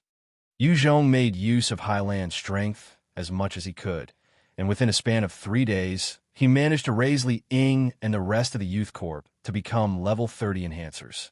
Lin Guangming and the rest of the mixed Chinese had been trained to level 10 as well. Having formed a unit of decent fighters, they managed to gain over a ton of mutant beast meat from the nearby areas as well. As Yu Zhong was raising a unit, there were finally some movements from the locals. Although Yu Zhong had taken over almost all of the smaller factions around, there were still 3 large bases that had over 10,000 survivors. They were the Country A Revolutionary Committee, Country A Renaissance, and the Country A Empire. Each of these factions controlled over 3,000 survivors each and had a decent number of enhancers. There were many lazy and brutal people among the current generation, but likewise, there were geniuses as well. Country A was no different. These 3 factions were formed from the geniuses that had survived since the apocalypse. Within a lavish mansion, there were many beautiful Chinese women who were naked, posing in various areas within the mansion, giving it a sort of a lustful atmosphere. A middle-aged man who wore a suit, a huge thick gold ring on his thumb, and had a head full of spiky hair spoke, "The current situation is like this. That Chinese guy called Yu Zhong has already established his own kingdom and discriminated against our fellow locals, branding them as slaves. What do you think?" This man was called Bencido, and he was the leader of the Country A Revolutionary Committee. Prior to the apocalypse, he had been an ordinary farmer. When the apocalypse set in, he had relied on his decisive and vicious methods, as well as his strength attained when he naturally awakened as an evolver to conquer and rule over a small area, forming his own faction. On the other side, there was a burly man with gold hair that snorted, "Kill him." Country A belongs to us locals. That Chinese trash actually dared to come here. He truly doesn't know death. Country A had been a Western colony in the past, and this burly, gold-haired man was called Paulos, and he was a mixed blood of Western and Country A descent. He was the leader of the Country A Renaissance, and was a powerful evolver in his own right. Bencedo gazed at the remaining young, handsome man, who looked about 23 or 24, with an absolute beauty in his arms, as he said, "My sentiments exactly. That Chinese pig is truly arrogant, and even the Europeans dare not treat us like slaves. He dared to kill our people and brand our people as slaves. He truly is a beast. Lenny, if you don't join us, then you're our enemy. Paulos, and I will definitely not let you off." Lenny was the leader of the remaining faction, the Country A Empire. When he heard that, he chuckled and said, "Good. I'll join you in eradicating Yuzhong.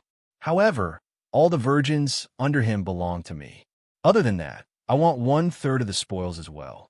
As the leader of the Country A Empire, Lenny had kept many beautiful women into his harem after establishing his faction. Right now, there were over 500 women in his harem, and his favorite pastime was to toy with beautiful virgins. "All right, fine." Both Paulos and Bencedo agreed to his request. With these three heads coming to an agreement, they began to deploy large number of weapons in preparations for combat. Each of these three factions had an elite troop of over 1,000 soldiers each, as well as numerous cannon fodder. The three factions mobilized quickly, and when they gathered, their total strength numbered 3,000, and together with the even larger group of slave troops, they marched towards Yuzhong's base.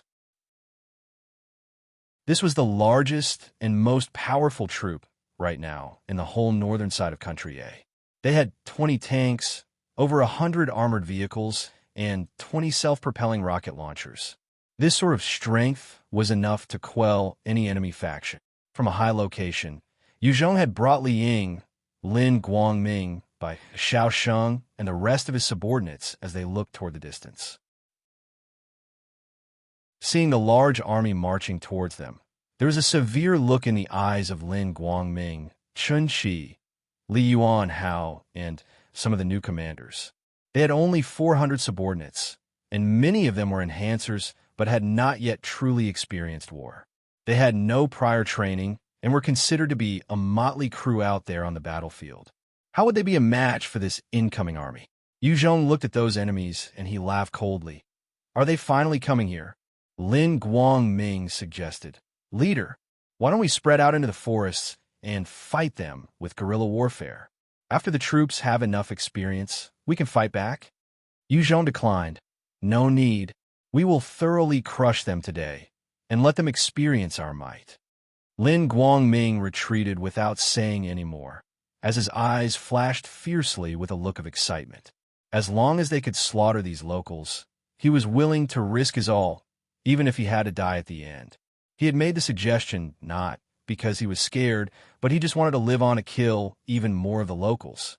The huge Country A troop followed the major road, and their spirits were high, as though they weren't afraid of being ambushed. With their strength, anyone who did so was just courting death. Chapter 588, Country A Northern Coalition. Chapter 588, Country A Northern Coalition. By the sea, Yuzhong ordered the Little Mermaid, "Summon the sea mutant beasts."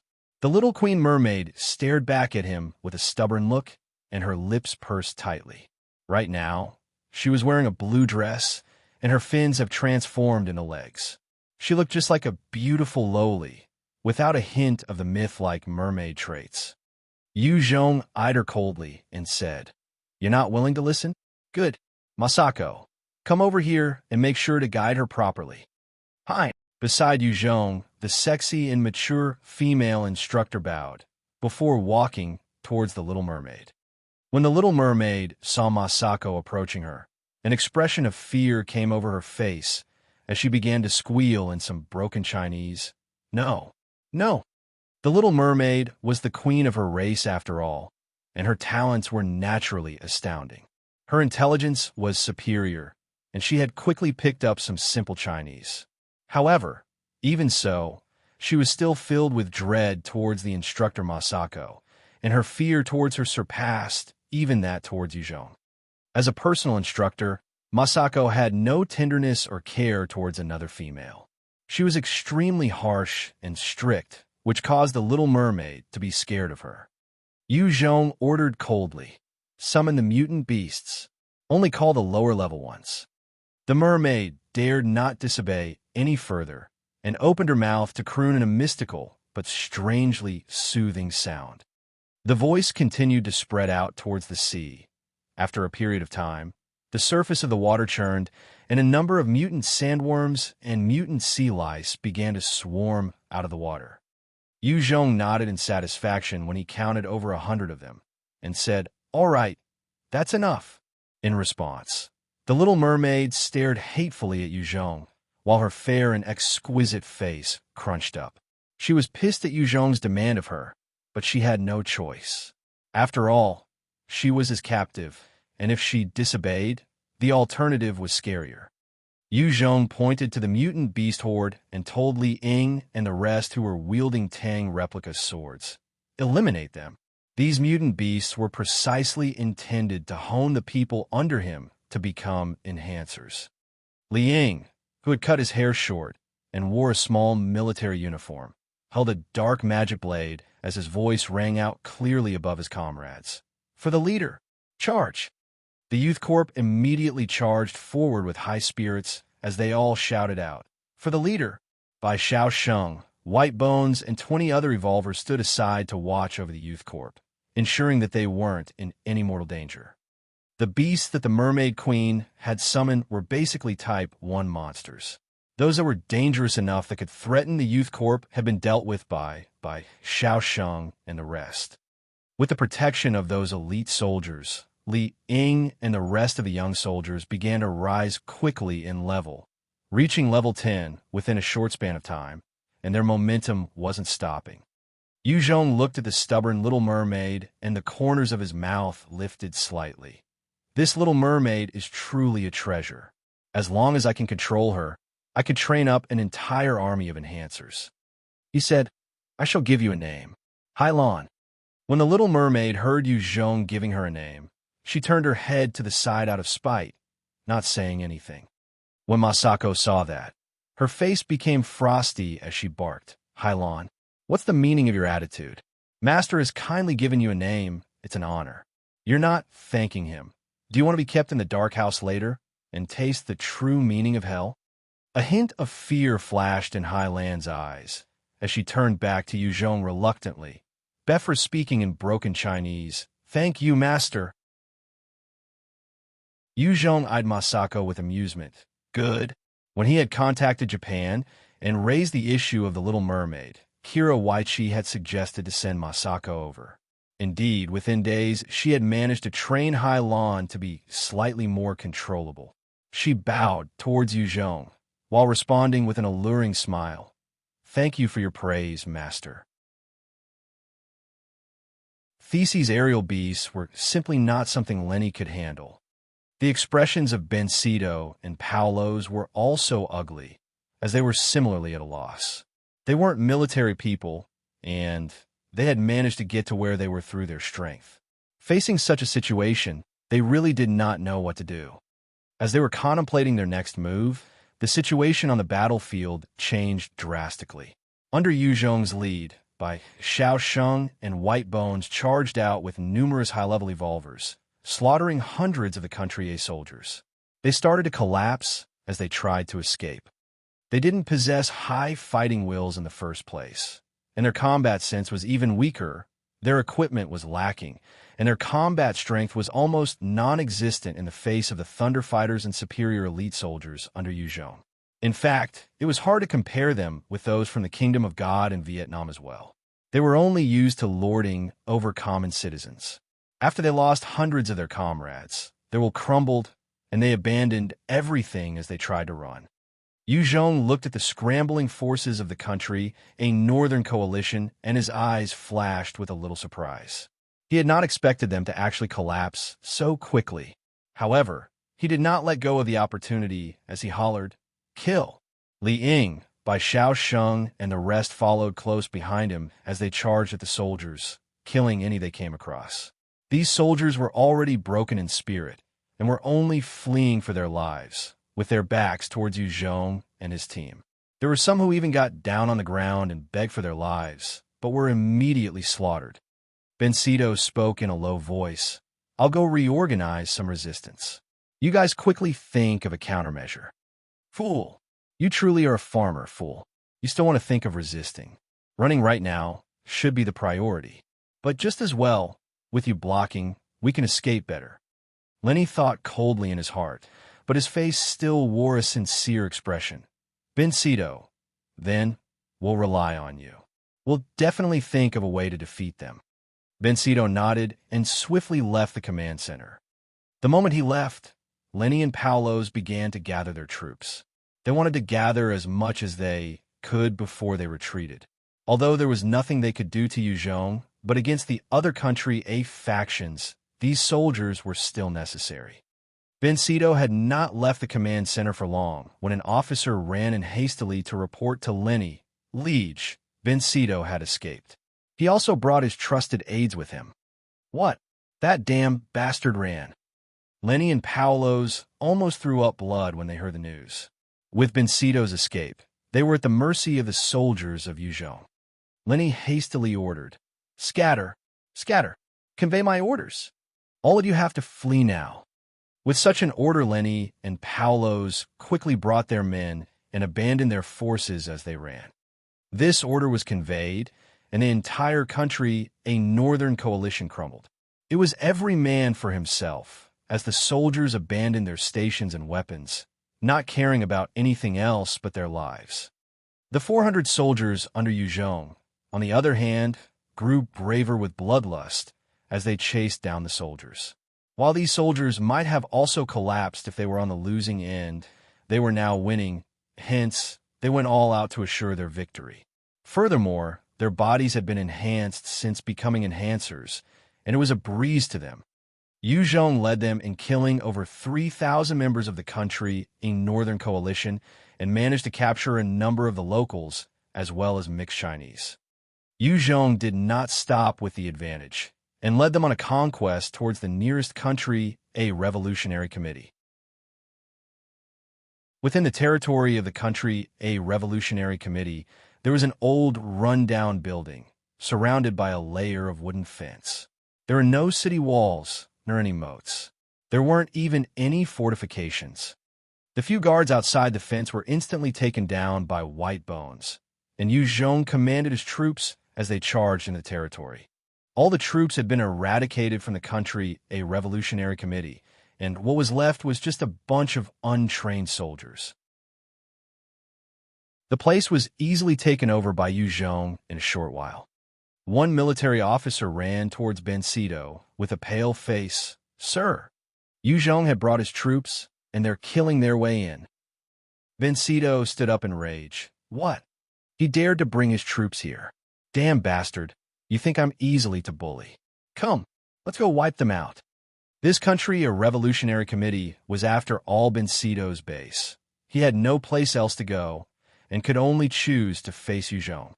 He gathered 50 level 30 elite soldiers and came to an area where Yu Zhong and his troops were sure to come. He then hollered out in Chinese, "I'm the leader of the country, a revolutionary committee, Bencido. Get Yu Zhong out here to talk to me." Bencido had also learnt the language proficiency ability, allowing him to converse in Chinese. Yu Zhong walked out and barked coldly. "I'm Yu Zhong. What do you have to say? Spit it out." Bencido immediately spoke. "Yu Zhong, as long as you take your troops and leave here, I can forget about what transpired here today. On top of that, I will send you a 100 virgins, a 1,000 tons of food, and a 100 tons of fuel. I'm willing to become your ally and eradicate the other two country A factions with you."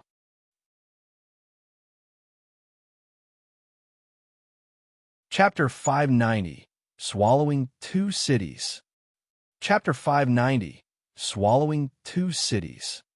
As long as he could live, Ben Sito was willing to compromise anyone else, even the friends and allies that he had forged relationships with. Yu Zhong's tone was cold. You only have two choices: surrender unconditionally or die. Ben Sito's face fell, his expression ugly. Yu Zhong, don't push people too far. With my military strength, if we were to resist with all our might, your subordinates would suffer as well. If I want to escape, you can't stop me at all. You should consider having one more friend than one more foe. Is that so? A frosty voice suddenly appeared by Ben Sito's side, and his heart was filled with an unprecedented sense of crisis. Just as he was about to activate his skill, a blade flashed past his neck. Ben Sito's head flew through the air, his eyes filled with shock and disbelief. There was only the silhouette of Yu Zhong in his eyes. Yu Zhong had used his clone technique and stealth ability to fool Ben Sito's eyes and slaughtered this genius expert easily. Ben Sito was not weak, but unfortunately, in the face of Yu Zhong's attack, he was helpless. Attack! Yu Zhong barked out coolly as he activated his shadow steps and turned into a specter, charging towards the rest of the local experts that had yet to react. With a flash of his blade, the experts fell like sheep as Yu Zhong killed them easily. Kill! Bai Xiaosheng and the rest of the elite evolvers activated their own abilities and surged forwards, drowning the rest of the country experts. The moment Ben Sito was killed, the rest of the experts felt a chill down their spines as they tried to escape. Unfortunately, there was no way to escape from the clutches of those evolvers under Yu Zhong, and within 5 minutes, the entire place had been wiped clean of any country or Revolutionary Committee members. Had Ben Sito immediately lead his troops away from the location and hide within the forest to fight against Yu Zhong, it might have caused some problems. However, in a frontal clash, Yu Zhong could easily annihilate the faction. With Ben Sito's death, the rest of the base started to crumble in spirit, and many directly escaped into the surrounding forests. A number of the locals and Chinese that had been kept captive remained. There were 50,000 members of the country Revolutionary Committee at first. After this battle, with the majority of the committee members fleeing, there were over 40,000 left, of which many were still locals, and Yu Zhong had no choice but to deploy some men to keep watch over them. After swallowing the country Revolutionary Committee, Yu Zhong began to mete out judgment on the crimes and sins of the locals. Those who had participated in killings or torment of the Chinese were all immediately executed. In a short while, over 10,000 of the locals were killed, their bodies thrown into the sea, feeding the sea mutant beasts. As Yu Zhong was cleaning up the base of the country Revolutionary Committee, he assigned Bai Xiaosheng and 400 other soldiers to march on toward the country Renaissance.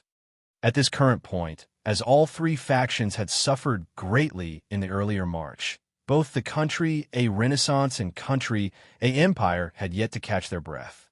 It was the best time to launch an attack.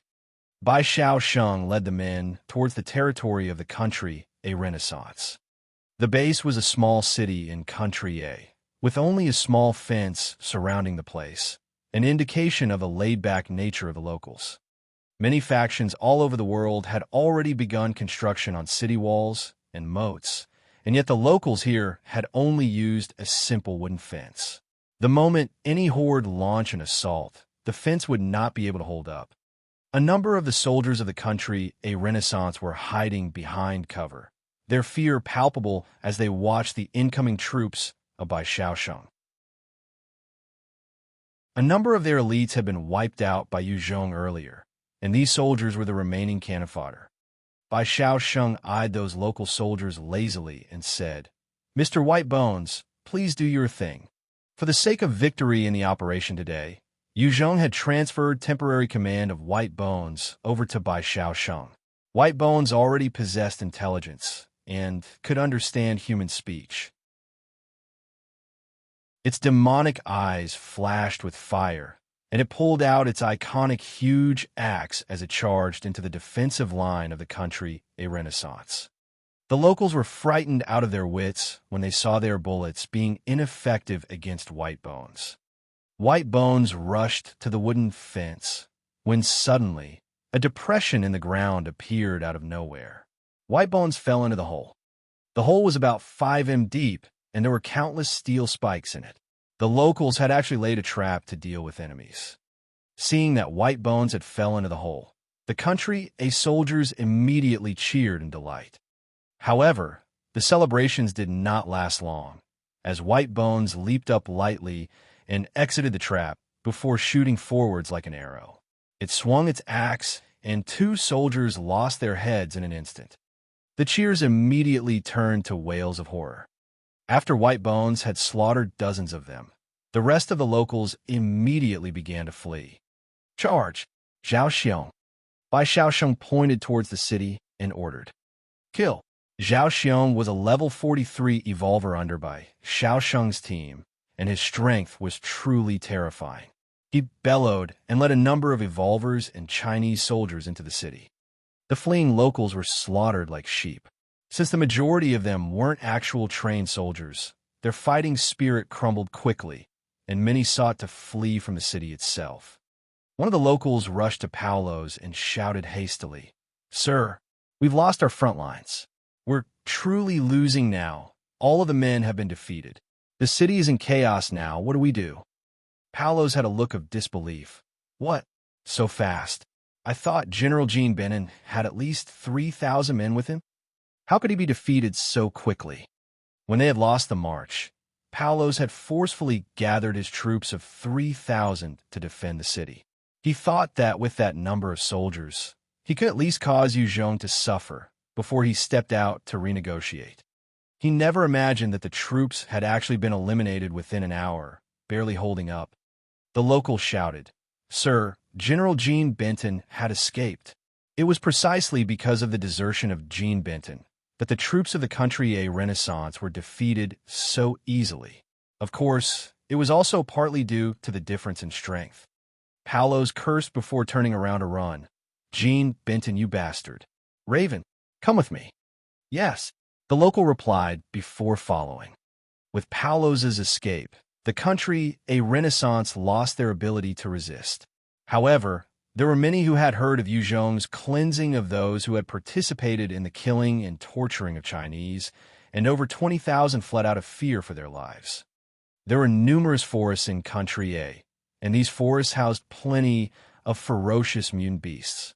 Not everyone could survive within such an environment, and the moment those locals escaped into the forests, many became prey for the mutant beasts, and they suffered greatly.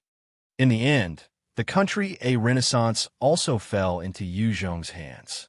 When Lenny from the country A Empire witnessed the fate of the country A Revolutionary Committee and country A Renaissance, and how easily Yu Zhong had captured them, he immediately brought his troops to flee towards the south of country A. Having swallowed 2 out of 3 major factions in the north, Yu Zhong became the ruling party of the north. There were no factions that could stand up to him. After swallowing the 2 factions and settling things, Yu Zhong summoned Bai Xiaosheng and told him directly, "Bai Xiaosheng, are you willing to stay here and lead them here? As long as you stay here, the women here are free for you to choose." According to Yu Zhong's calculations, he thought Bai Xiaosheng would jump up in glee to accept this post. After all, it was a chance to govern. However, Bai Xiaosheng actually revealed a hesitating look as he shook his head. "Boss Yu, I know what kind of a person I am. I'm good at killing enemies, mutant beasts, and having fun with women. But the pressure of governing is too much. I can't do it. It would be too tiring, and I would have to consider too much. The moment things get busy, there would be no time to play or slaughter. It would be a torture to me. I still prefer being your guard and engaging in fights out there, till the day I die." However, not within 1 minute of his seriousness, he revealed a lecherous smile as he asked, "Of course, I still want the beauties of country. Since I've done so much, give me 2 beauties." Yu Zhong eyed him and shook his head while chuckling. "You? All right. Go find Massacre and ask her to choose 2 beauties for you." "Long live boss!" Bai Xiaosheng cheered and disappeared faster than Yu Zhong thought possible. Who should I get to govern country then? Bai Xiaosheng left, and Yu Zhong was left to his thoughts again. Currently, Even after slaughtering over 40,000 locals, he still had over 60,000 people relying on him. It was a sizable number, and he needed someone trustworthy. I should pass it to her then. Yu Zhong closed his eyes, thinking for a while, before ascertaining the person in mind, his eyes flashing open. Li Ying came marching in front of Yu Zhong, wearing a small military uniform with a short crew cut. She saluted and spoke loudly in Chinese, reporting to leader, Youth Corps Commander Li Ying is here. Asterisk, I didn't know Li Ying was female. All along the Ross seemed to have suggested a boy. Then again, knowing the author, it truly isn't a surprise. Star.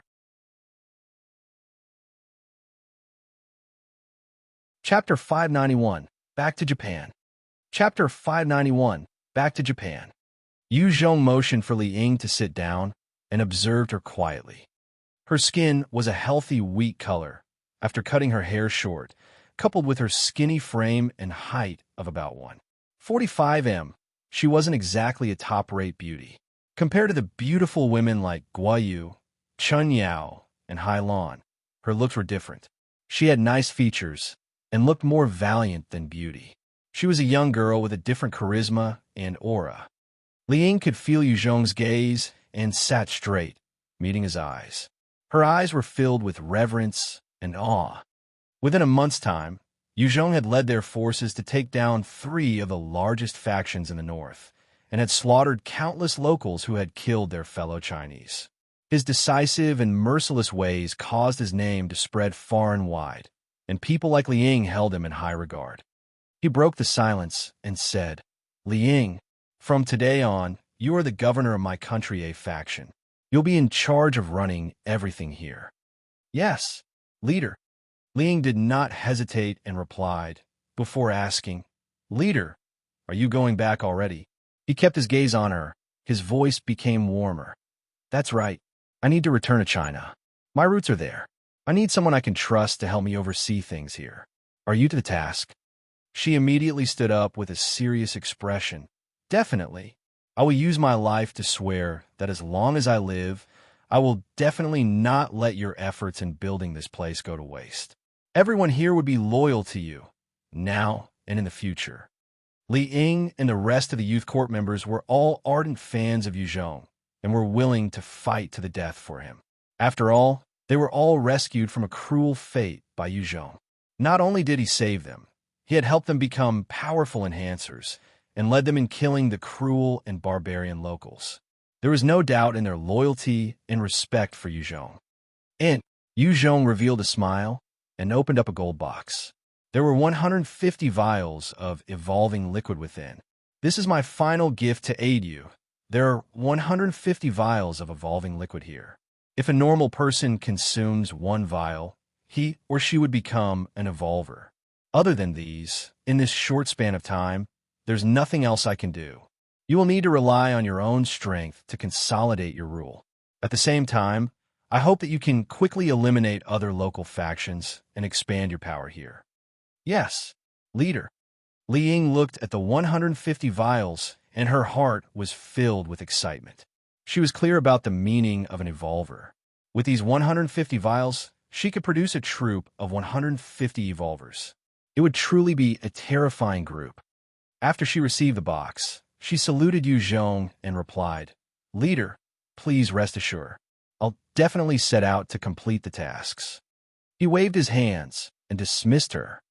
After formally inducing Li Ying as the governor, Yu Zhong brought the 4 Thunder Fighters as well as the 7th Fleet and left Country A, making their way back to Japan. There was still the mothership in Japan's waters and an incomplete sky fortress. The moment Yu Zhong brought these back to China, his might would be consolidated. This time, Yu Zhong had easily obtained victory over those 3 Northern Country A factions because he had the 4 Thunderfighters with him. Each of them possessed a destructive might more than thrice that of a normal helicopter. Due to them, he had been able to crush the confidence of the locals. Otherwise, he would have to pay a certain price as well. The Thunder Fighters were terrifying, but they were still overshadowed by the fighter jets. The U.S. Navy mothership had dozens of fighter jets.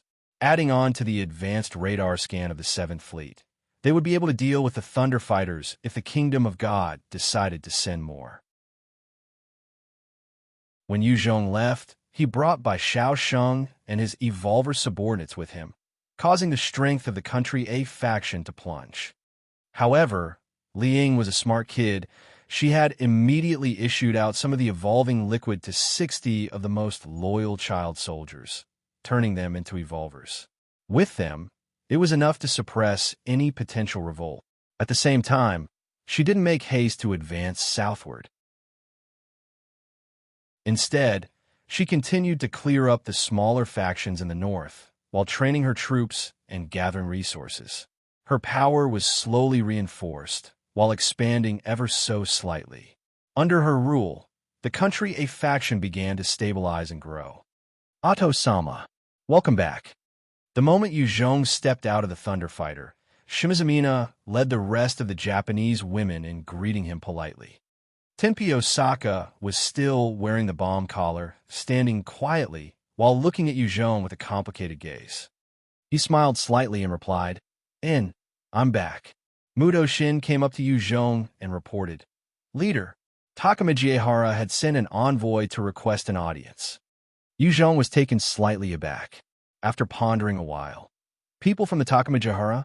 Let him come.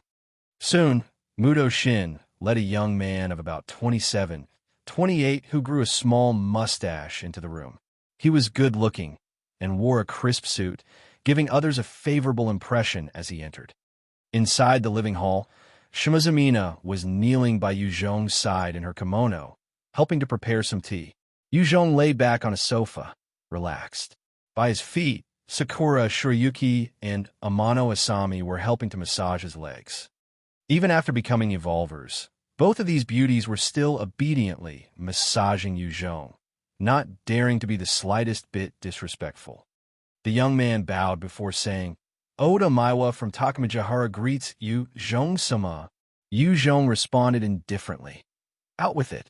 You guys should have known my temper from your previous delegate. Oda Maiwa chuckled as he suggested, Yes, Yu Zhong-sama, our Takama Jiehara hopes to enter an alliance with you. Both parties would trade and not antagonize each other. What do you think? Takama Jiehara had strength, but they were just one of the many factions in Japan.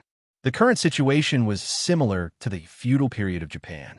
Furthermore, there were zombies and mutant beasts everywhere, threatening humanity.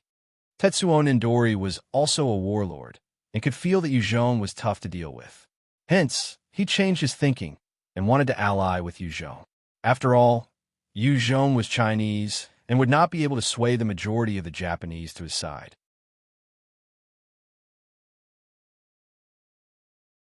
Chapter 592, Port Fangcheng.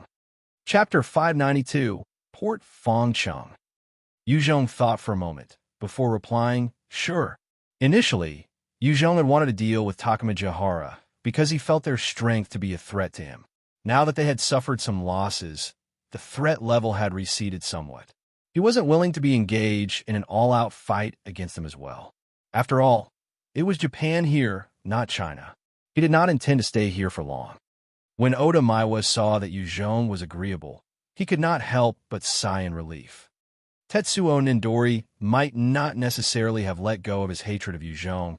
It was just that he needed time to retrain and raise up his troops. It was not wise to fall out with Yu Zhong at this point. After coming to an agreement, Yu Zhong sent Oda Maiwa away.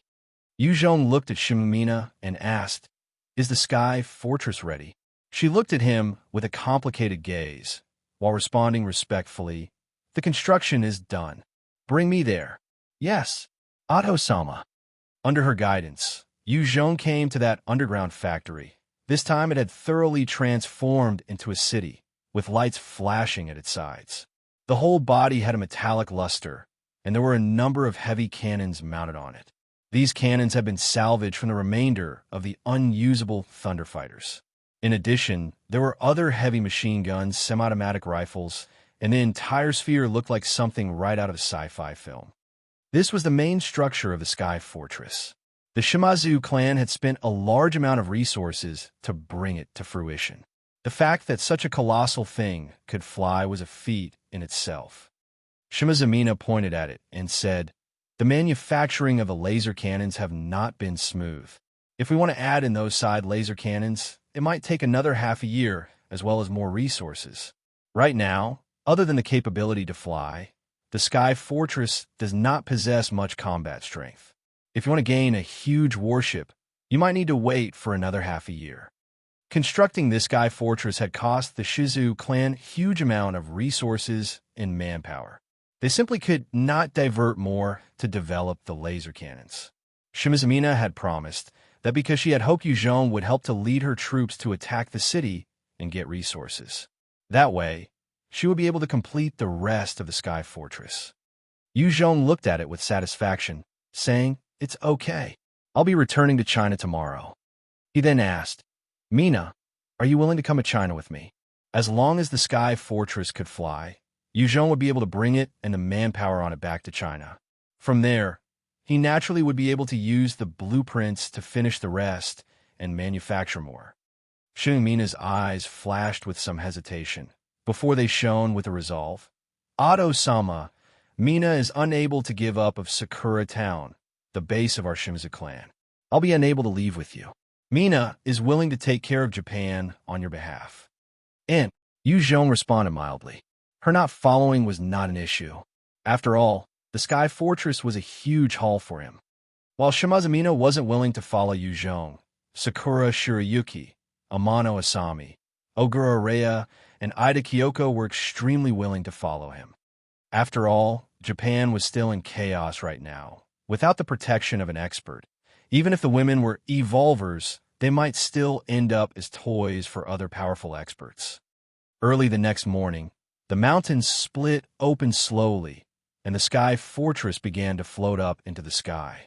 There was no mechanical noise. Instead, it seemed to release some strange energy, allowing to fly noiselessly in the sky, as though it was an alien spacecraft.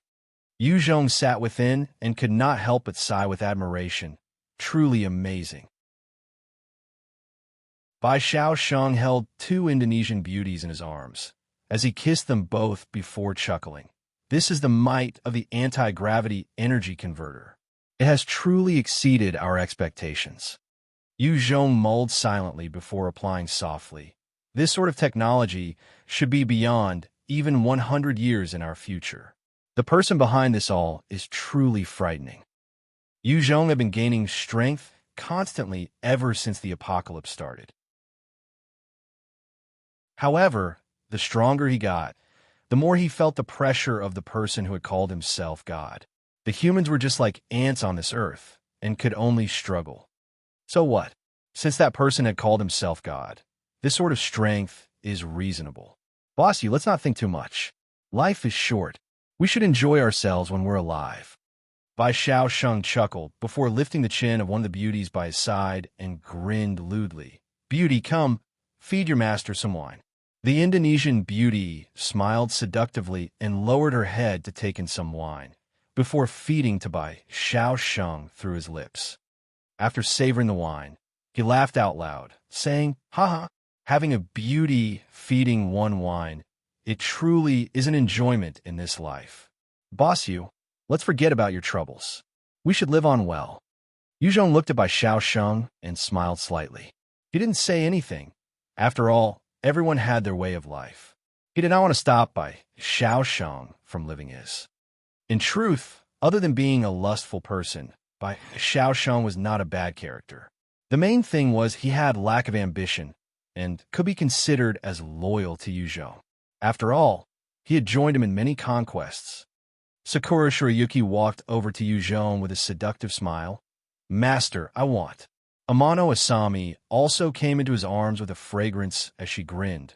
"Me too." Reveling in the scent of these two beauties, Yuzhong felt his blood rush, and he brought them to his room. It was time for him to relax as well.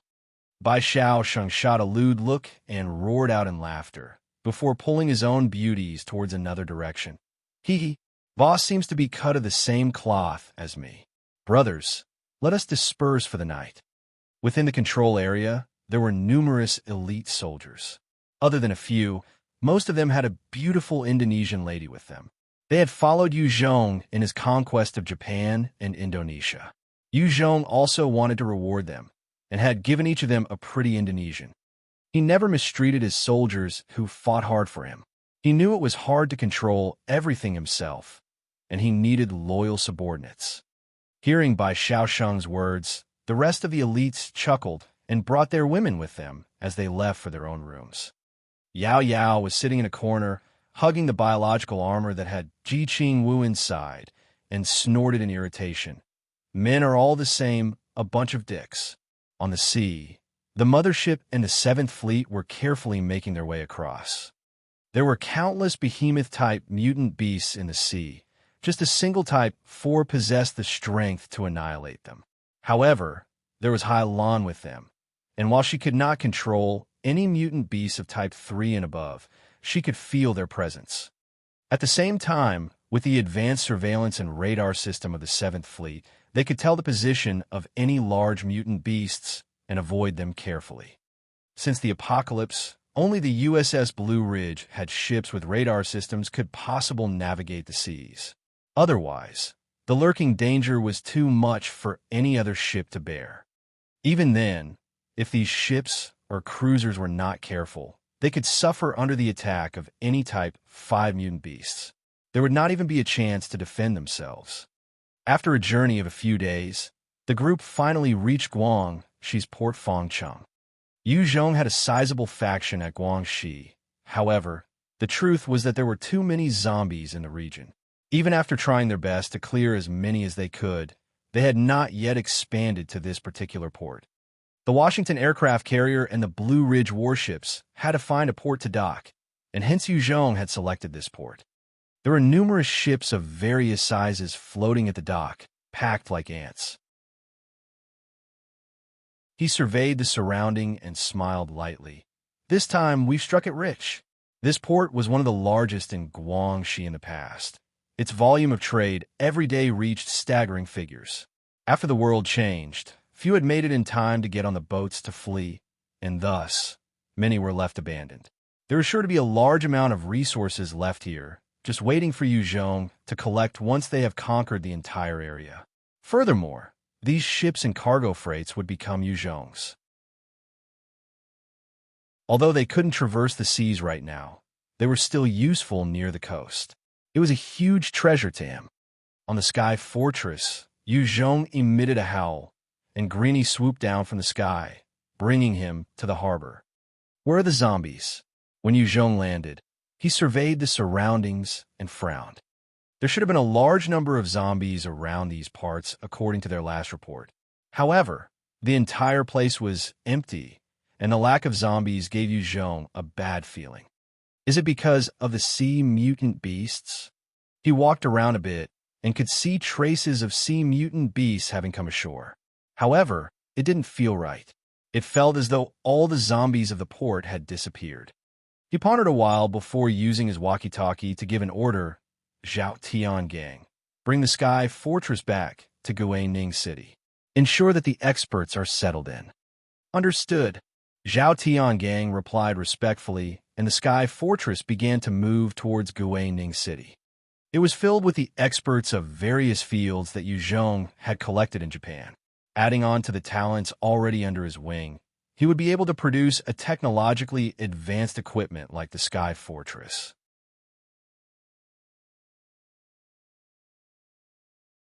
Chapter 593, Pressure. Chapter 593, Pressure. Yu Zhong's aim was to make use of good talents regardless of who they were. Even if they were from other countries, he would still accept them under his wing. Under his orders, Zhao Tian Gang led the experts from Japan, as well as the different ladies, towards the direction of Guaning City. The Sky Fortress made use of technology that was far beyond the current technology. The moment it pushed its speed to the maximum, it could reach Mach 1. Very soon, it disappeared from its original location. Bai Xiaosheng led 30 evolvers down towards Port Fangcheng as they began to search the area carefully. Yu Zhong was also personally sweeping through the place. Regardless of how they searched the place, it was like a dead town, without a single trace of any being.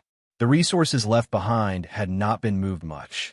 In fact, they had chanced upon a large amount of rice and other rations. However, a huge bulk of them had gone bad. Being a port that was near the sea, the high levels of moisture caused the food to go bad even faster. Bai Xiaosheng asked Yu Zhong. There's nobody. However, there are traces of some things being moved towards the north. There should be people there. Boss Yu, shall I go check it out? Yu Zhong said, It's too strange here. I'm taking 8 men with me. You stay here to guard the place. Report to me if anything strange happens. Bai Xiaosheng replied seriously, Yes. Although Bai Xiaosheng had an easygoing attitude and a flippant way of doing things, after one strong lesson of defeat, he learned when he should be serious. Yu Zhong led the 8 elite soldiers as they searched their way towards the north. Port Fangcheng was a huge port in Guangxi, and he needed to control this place entirely, otherwise it would be difficult to develop a navy. Even if the seas were more dangerous in the current apocalypse, Yu Zhong hoped to bring up a navy. It was still fine if they could handle the coastal areas. Put down your weapons, raise your hands, and surrender immediately, or we'll take your lives. After Yu Zhong entered the city area, 20 men in strange clothes suddenly appeared. They held machetes, vegetable knives, and handguns as they surrounded Yu Zhong and his men. These militants eyed the equipment on Yu Zhong and his men with greed in their eyes. Yu Zhong and his men were currently carrying assault rifles on their backs, with Tang replica blades at their waists. They had military gloves and boots and were truly armed to the teeth. One young man, wearing glasses, stepped forward and warned, You guys better not try anything funny. I know you're military. However, our boss Zheng is a powerful evolver. His level is 35, and he can even slaughter a L2 with a single strike. We just want your weapons and not your lives. Yu Zhong glanced at the young man with disdain and replied coldly, Oh, so who is your boss, Zheng? I'm right here. A burly man wearing a black leather shirt stepped out. His skin was tan, but his eyes were crossed, and he was hugging an alluring woman as he talked.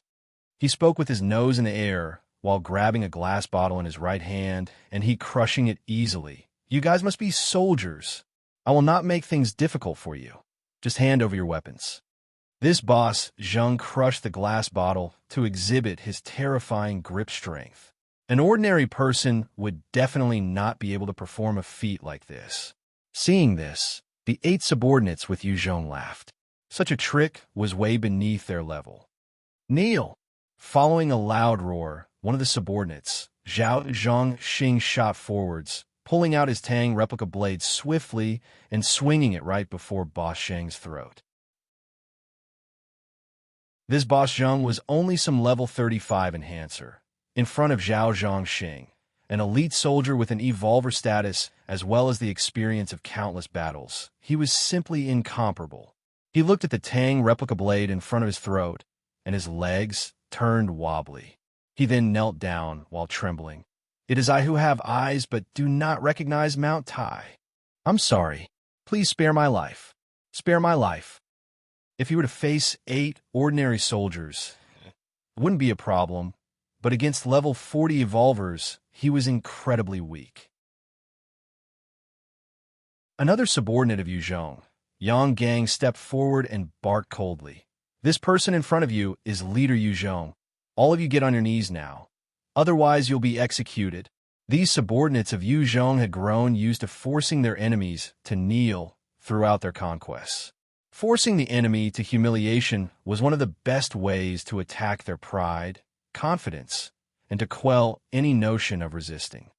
The moment Yang Gang shouted, all of the 20 militants immediately fell on their knees, as their bodies trembled like their leader, who was held at knife point. In this world, kneeling was no longer something that's shameful. In fact, there were more cruel and brutal ways of doing things, and they knew that they were getting it easy already. Yu Zhong eyed Boss Zheng and asked coldly, What's your name? Zheng Bo Yin trembled as he spoke. My name is Zheng Bo Yin. Leader Yu Zhong, I did not recognize Mount Tai and have offended you. I seek your mercy and kind pardon. Please spare my life. I'm willing to do anything. In this world, Zheng Bo Yin had seen many unreasonable experts. As long as someone offended them, his or her fate would be disastrous. Yu Zhong did not seem very friendly as well. Thus he chose to submit. Yu Zhong finally asked the question he was concerned with. Zheng Bo Yin, do you know where the zombies of Port Fang disappeared to? I do not know. Zheng Bo Yin spoke hesitantly, before revealing all he knew to Yu Zhong. He had been an enhancer in a small town near Port Fang. Before the apocalypse, he had been an auto mechanic, and his body was in fine shape.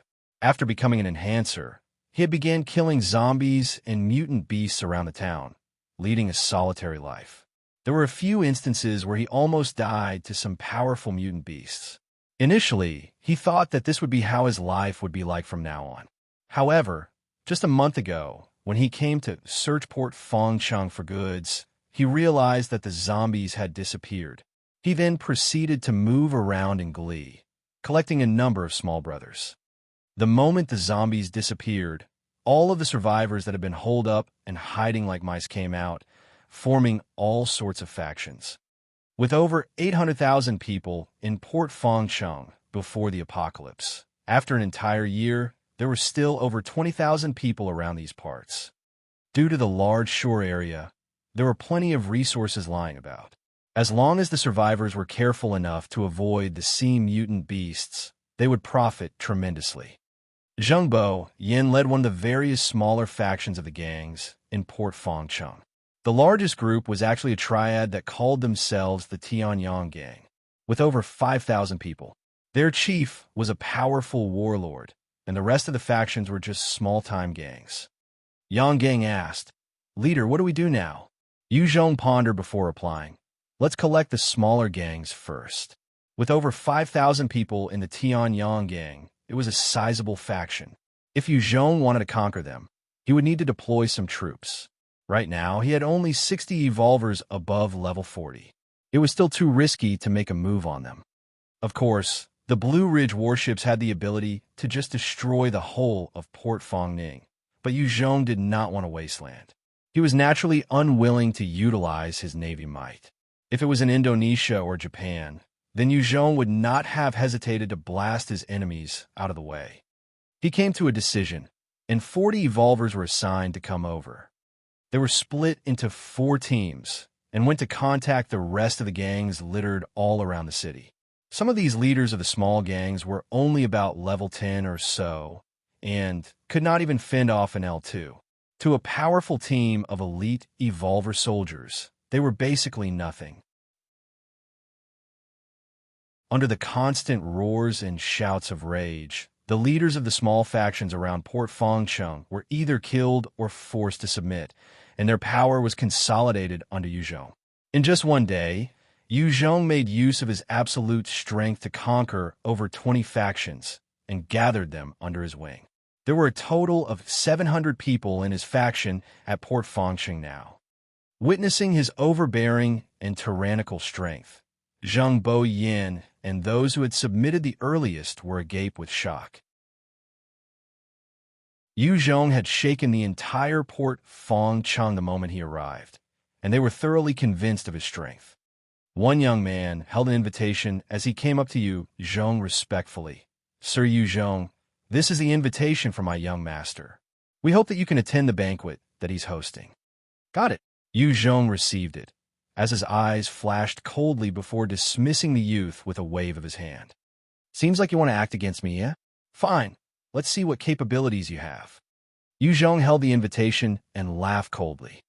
Night, as darkness encroached the land, within a lavish 4-star hotel, a number of handsome young waiters and beautiful waitresses were weaving in and out the crowd.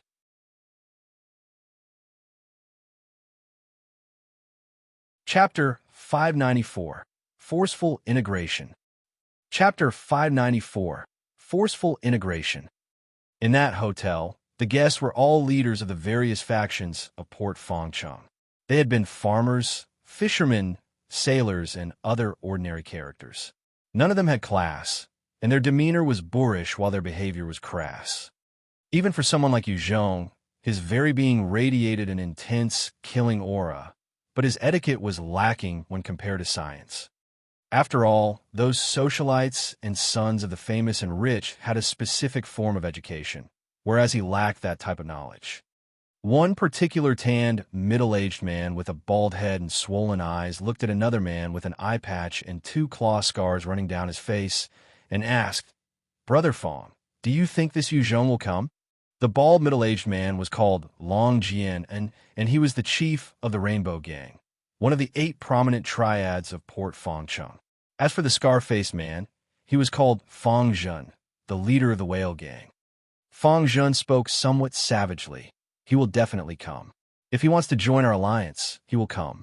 I've made it clear that if he doesn't, our alliance will make sure to eradicate him. He's too dangerous." The 8 main triads of Port Fangcheng were the Rainbow Gang, Whale Gang, Sea Sand Gang, Sea Waves Gang, Sea Wolf Gang, Coral Gang, Sea Fork Gang, and the Sea Soul Gang. As Port Fangcheng was close to the sea, the leaders all opted to use sea-related names for their gangs. Yuzhong had appeared for only 1 day and had already gained control over 700 survivors. If he was allowed to continue like this, the rest of the factions in Port Fangcheng will be swallowed by him. One skinny man that looked like a monkey, Chen Sha, who was the leader of the Sea Sand Gang, frowned and quipped, "What's the background of this Yuzhong? How come there would be someone like this all of a sudden?" Zhan Tian-yi, the leader of the Sea Waves Gang, furrowed his brows and said, "Could it be the leader of Guining City, Yuzhong?" Hearing those words, the faces of the leaders immediately turned dark. Every day, there would be a broadcast from Guining City, inviting survivors to head there, at the same time summoning the various factions in the Guangxi region to submit to Guining City. Port Fangcheng had received those transmissions as well. It was just that these 8 leaders were living comfortably and did not want to give up their power and control over to Guining City. Chun Guihe, the leader of the Sea Wolf Gang, spoke slowly. "It could just be a coincidence. The world is vast. It's not strange for people to share names. It might not necessarily be him." Hearing Chun Guihe's words, the 8 leaders slightly relaxed. They really didn't want to come to blows with the leader of such a huge faction. "Yuzhong arrives." As Yuzhong stepped into the hotel, the waiter at the entrance called out loudly. Hearing the announcement, everyone swiveled their heads to look at Yuzhong. In just one day, Yuzhong had swallowed over 20 factions in Port Fangcheng. This caused everyone to be apprehensive. One vicious-looking man laughed savagely before pulling out a gun and swiftly aiming at Yuzhong. "So you're Yuzhong? You got guts. You actually dared to come alone. Good. Your guts are something else, but too bad you lack brains. Today will be the day you die." The vicious-looking man had a speed that exceeded a normal person by 6 times, and to the normal people present, his speed was incredible. However, Yuzhong's speed was even faster than his, and he grabbed the man's hand casually before twisting it. He then turned the man's hand and placed the gun into his mouth before pressing the trigger. With a loud gunshot, the fierce man's head was blasted, and his brains and blood splattered behind him. Such a scene would have invoked countless screams and shouts from the witnesses. However, in this apocalypse, everyone had grown used to seeing death and conflicts. When the corpse crumpled to the ground, 2 waiters stepped forward and carried his body out. At the same time, the gazes of the leaders present were filled with apprehension. The fierce man was a fast shooter, and there had been 15 leaders that had fallen at his hands. He was also a well-known expert in Port Fangcheng. Such an expert was actually taken down by Yuzhong in a second, and they were filled with shock. Long Jian and tried to bark at Yuzhong with a self-serving tone. "Yuzhong, I'm Long Jian and the leader of the Rainbow Gang. You came in here and immediately killed a leader. What the hell are you up to? Do you want to go against all of us here?" His words immediately riled up the strong feelings in all of the leaders, as they stared at Yuzhong with hate and prepared to attack. "Fuck off." Yuzhong stepped forward and shot Long Jian in a glare, with his killing intent billowing towards the skies, pressuring Long Jian. Long Jian instantly cowered, and he retreated a few steps involuntarily as his face was full of fear. After forcing Long Jian back with his gaze alone, Yu Zhong walked towards the stage under the gaze of everyone present and stared down at all of the leaders of Port Fang Cheng like an emperor. Yu Zhong gazed coldly at the leaders and spoke in a matter-of-fact tone.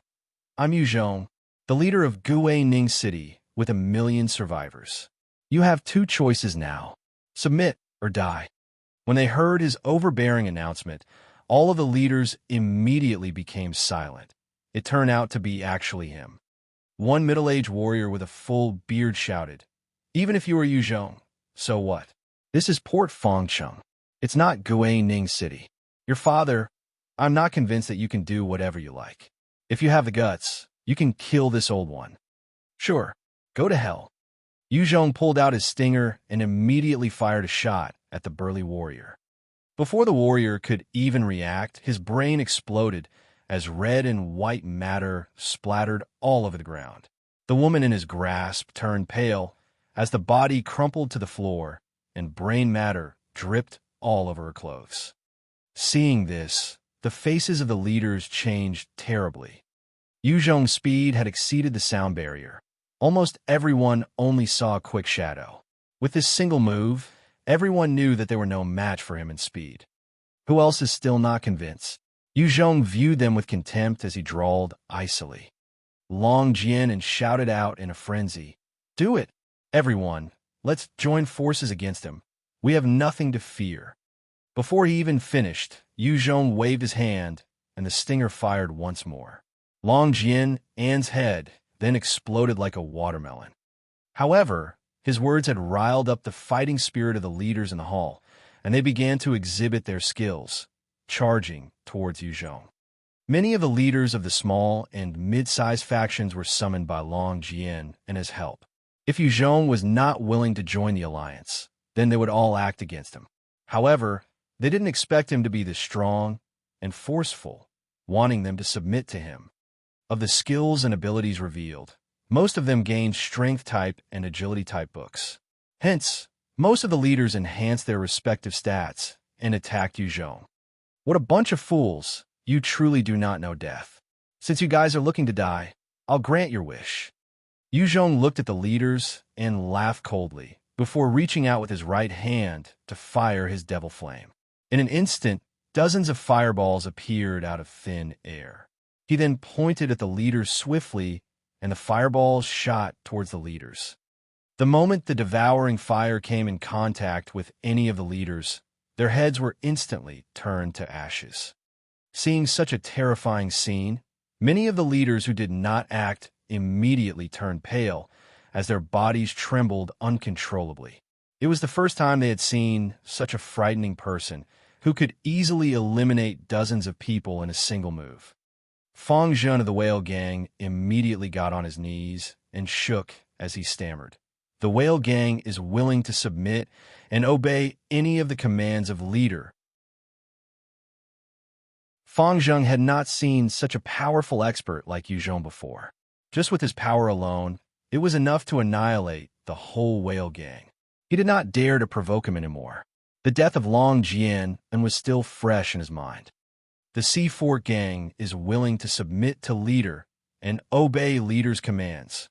The remaining leaders began to kneel one after the other, and their bodies trembled as they swore fealty to Yu Zhong. When Fang Zhen saw this, his heart was full of bitterness. He had wanted to oppress Yu Zhong, forcing him to join the alliance, before curbing his rate of expansion. Who knew that it would become a stage for Yu Zhong to forcefully suppress all of them instead, and force them to submit to him. It was simply trying to steal the chicken, but losing the rice instead. Idiom, seeking to gain some advantage, but being taken advantage of in the end. Yu Zhong looked at them kneeling and smiled slightly. There were dozens of leaders who had been killed, including the chief of the Rainbow Gang. The smaller factions of Port Fangcheng were thus thrown into chaos. However, those who had chosen to submit to Yu Zhong were absorbed into his forces, and after accumulating these survivors, Yu Zhong's faction thus grew into one with 5,000 survivors. However, as there were too many factions, there had been conflicts between some of them. Yu Zhong had no choice but to address them and forcefully integrate the new troops. There was no way in the short future that he could advance further into Port Fangcheng City. Although he had swallowed a number of them, in truth, they had just submitted to him, and their hearts were not fully loyal yet. There was the possibility of revolt, so he needed to reorganize everybody. 4 in the afternoon, meet you at the entrance of the shopping mall. As Yu Zhong was busying himself with the handling of affairs, someone delivered a message over. It was an invitation from the head of the largest faction of Port Fangcheng, Lai Ming. At 4, Yu Zhong went alone towards the shopping mall of the city. At the entrance, there was a man in black leather clothes. His stature was average, and his hair was short. He was good-looking and sat under a large umbrella. There were 2 beautiful serving girls beside him, and he sat in front of a glass table with a plate of fruits on it. Yu Zhong came up to the table and sat down before looking at the man. He could feel a slight sense of danger from the man, one that could threaten his safety.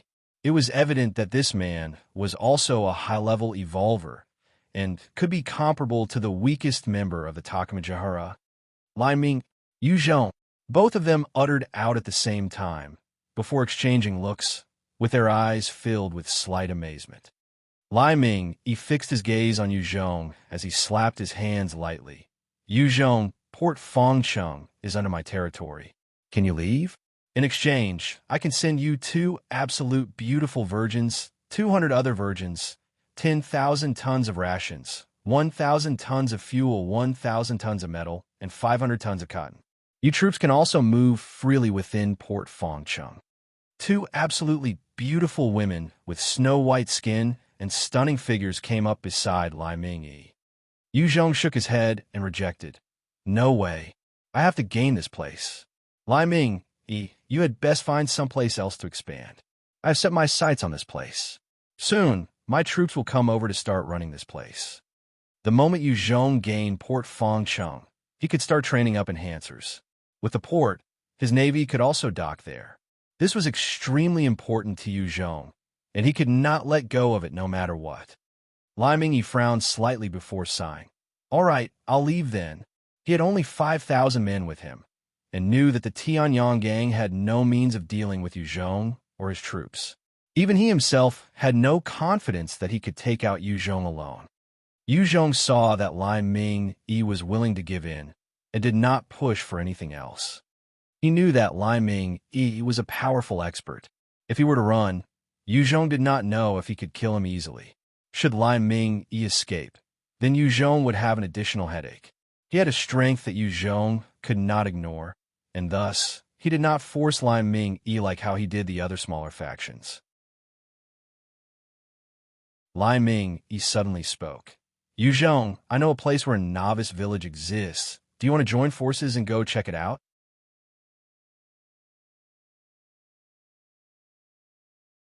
Chapter 595. Recruiting Lai Ming. Chapter 595. Recruiting Lai Ming. Yu Zhong's brows arched, his eyes flashing with surprise. Oh, there's a novice village around here? Where exactly? The novice village had opened only about a month after the world changed. It can only exist if a person were to discover and own it. Other than Leijiang City, Yu Zhong only heard of another in the grasp of the Kingdom of God over at Europe. That was how they trained up a large number of soldiers. As long as one could nurture an ordinary person into a level 10 enhancer, they could do a job change at the novice village and gain the gun specialization skill as an elite soldier. They were much stronger than ordinary soldiers. In Japan, the elite troops of the Kingdom of God holding off over 5,000 soldiers of the Takamajahara had left a deep impression on Yu Zhong. If Yu Zhong could control a novice village, he could mass-produce top-notch soldiers. Other than turning people into soldiers, he could groom talents in other fields as well. In fact, he had considered bringing his troops to conquer Leijiang City the first thing once he went back to China. However, he never expected to gain some news on a novice village here at Port Fangcheng. Lai Ming chuckled lightly. Ningxi City, there's one over there. I had gone through the job change there with some friends. Yu Zhong frowned. There should be many zombies over there, right? Ningxi City was about 50 kilometers away from Port Fangcheng. Before the apocalypse, there had been a population of over 1 million. After the apocalypse, all the major cities suffered the largest number of zombies. The smallest horde had numbered about 500,000. With such a horde, without a strong troop, there was no way of fending them off. Even if Yu Zhong managed to gather all 5,000 survivors of Port Fang Cheng, he was not blindly arrogant to think that he could use them to eradicate the zombies of Ningxi City. Even if he added on Lai Mingyi's troops, it would be impossible.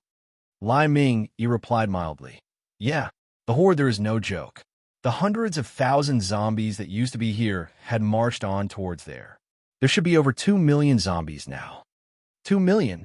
When Yu Zhong heard this figure, he frowned as he tried to do some calculations mentally. The moment the size of a horde exceeded 1 million, it would be incredibly difficult to eradicate them fully. Even a faction like Yu Zhong would suffer a terrible price while doing so. However, he had already obtained Yinzhou as one of the heaviest manufacturing industrial city before the apocalypse. After providing a huge supply of manpower, the entire city had produced a large number of ammunition. At the same time, during Yu Zhong's absence, his people had discovered 3 armories. Now he possessed enough manpower and equipment to fight against 1 million zombies. Yu Zhong's tone became slightly heavier as he said, "I admire you very much, Lai Mingyi. Are you interested in joining me?" By now, Yu Zhong had over 1 million survivors, and his elite troops numbered more than 20,000. He could be considered one of the biggest warlords. Although Lai Mingyi was strong individually, in Yu Zhong's eyes, he was still barely a local thug leader. He wanted soldiers, but there were no soldiers. He needed military fire, but lacked them. The only thing that was worth evaluating was his personal strength. In this world, a single person's strength was minuscule. Even a level 81 expert like Yu Zhong could not possibly handle a horde of hundreds of thousands of zombies. The only way was for humanity to work together to form an army. That way, they can eradicate the zombies and restore some form of stability. When Lai Mingyi heard Yu Zhong's proposal, he hesitated before asking, "If I do join you, what kind of treatment will I get?" By now, the notoriety of the tyrant Yu Zhong of Guang had spread far and wide. His exploits and defeated enemies were broadcasted every day. Lai Mingyi had also gotten word about Yu Zhong from an escaping survivor. The number of experts under his wing numbered like clouds. His troops numbered over 20,000. It wasn't a force Lai Mingyi could hope to contend with. When Yu Zhong proposed recruitment, he really had the thought of relying on him. However, it would depend on the price Yu Zhong was willing to pay. Yu Zhong immediately offered a position of major and battalion commander to entice him. "If you join me, you'll gain the post of a major rank. Of course, everything of the Tianyang gang has to be handed to me. As for your brothers and your own possessions and women, they can be kept." Yu Zhong had established his power, and any battalion commander post was extremely precious. It was a post where one could command a large army. Furthermore, with Yu Zhong leading, everyone would ride the wave with him. In the future, they would stand to gain much. Guaning City had attracted numerous evolvers to join and fight for Yu Zhong's cause. Even then, they would at most be lieutenants and captains. One could see the worth of a major. Lai Mingyi was tempted. He had been ambitious and tried to raise the Tianyang gang, only to feel exhausted as time passed. Even a small gang had its troubles, the various power struggles within the gang itself. There was also the community of survivors that had to be looked after, as well as the problem with issue. After Lai Mingyi's faction had hit 7,000, it was hard to expand further. Just the consumption of ration was a troubling headache for him. Much of the food from Port Fang Cheng had gone bad, and the amount he had left was only enough to last for another 3 months. Once he was forced to leave Port Fang Cheng, he might have to abandon some of the survivors. He was passionate about fame and wealth, and decided to bargain. "Lieutenant Colonel." "A light. Colonel. Post. I'm a dual attribute evolver, and my level is 63. As long as you give me that post, I'll serve you. Tianyang gang will be all yours. These 2 absolute beauties are yours as well." Yu Zhong revealed a smile. "Agreed. Yu Zhong felt that exchanging a position of a lieutenant colonel for the loyalty and service of a powerful dual-attribute evolver was worth it. He could offer such a position because his faction had expanded greatly. Furthermore, he had established some form of stability in society, plus his experts were numerous. That was why Ming felt comfortable throwing his weight in with him. If Yu Zhong had been alone, even if he was at level 100, Ming wouldn't have chosen to follow him. "Thank you, Commander." "No, Leader." Ming exclaimed in excitement. He had always wanted to be an officer when growing up. However, since the bureaucracy was too strict before the apocalypse, he didn't have the chance to even be a civil servant. Now that Yu Zhong was willing to, he was excited. It must be clear that it was an honor to many Chinese to become officials and ranking officers. From ancient China till now, it was a dream of countless heroes. Yu Zhong had formed some government in Guaning City, and Ming knew he had no chance of fending off Yu Zhong's army. Thus he chose to submit, hoping to gain some merit and earn some fame and riches for himself. Ming managed to calm down and immediately motioned for the two ladies beside him. "Xie Jingyun, Wang Shuangru, why aren't you greeting your master?" To someone who was excited about fame and riches, women held little allure over him. Compared to women, power was something a man should lust for. In fact, for the sake of a post, many had no qualms presenting their wives to other officials. Xie Jingyun and Wang Shuangru had nothing to do with Ming. That was why he had no qualms giving them to Yu Zhong. "We greet Master." Both of them spoke up with a smile to seek favor with Yu Zhong, although not before a look of helplessness and bitterness flashed past their eyes. Humans during chaos could not compare to dogs in Peace Star. Both these women knew that the world had changed, and they were no longer females that were chased and sought after. If they didn't face reality, then they would just suffer a worse fate. And Yu Zhong swept his gaze past them faintly, but did not linger on them. Instead, he continued, Ming, if you join me, there will be some in your gang that would not agree. What do you plan on doing?" Ming chuckled in response, his handsome face revealing a slight killing aura. "Leader, rest assured, I'll handle it well. Those who aren't willing will definitely not live to see tomorrow's sunrise." Ming might have been able to converse nicely with Yu Zhong, but for someone like him to establish a gang like the Tianyang gang in this apocalyptic world, he wasn't some pushover as well. He would only speak courteously to Yu Zhong because of his strength. There was no way he could fight back. He was also a man of actions, as he swiftly returned and announced his decision. Immediately, chaos ensued.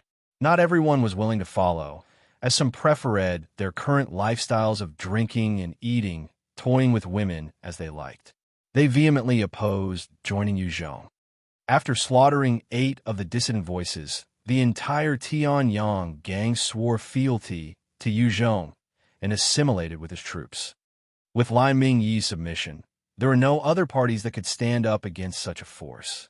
The smaller factions either chose to leave or join Yu Zhong. Soon, the entire port of Fangcheng, as well as the city, fell into Yu Zhong's control. Evening time, Yu Zhong sat on Greenie's back as it flew towards the direction of Ningxi City. A huge elite army had already set off from Guaning City upon Yu Zhong's orders. Along the way, they managed to clear 300,000 zombies and camped about 50 kilometers away from Ningxi City.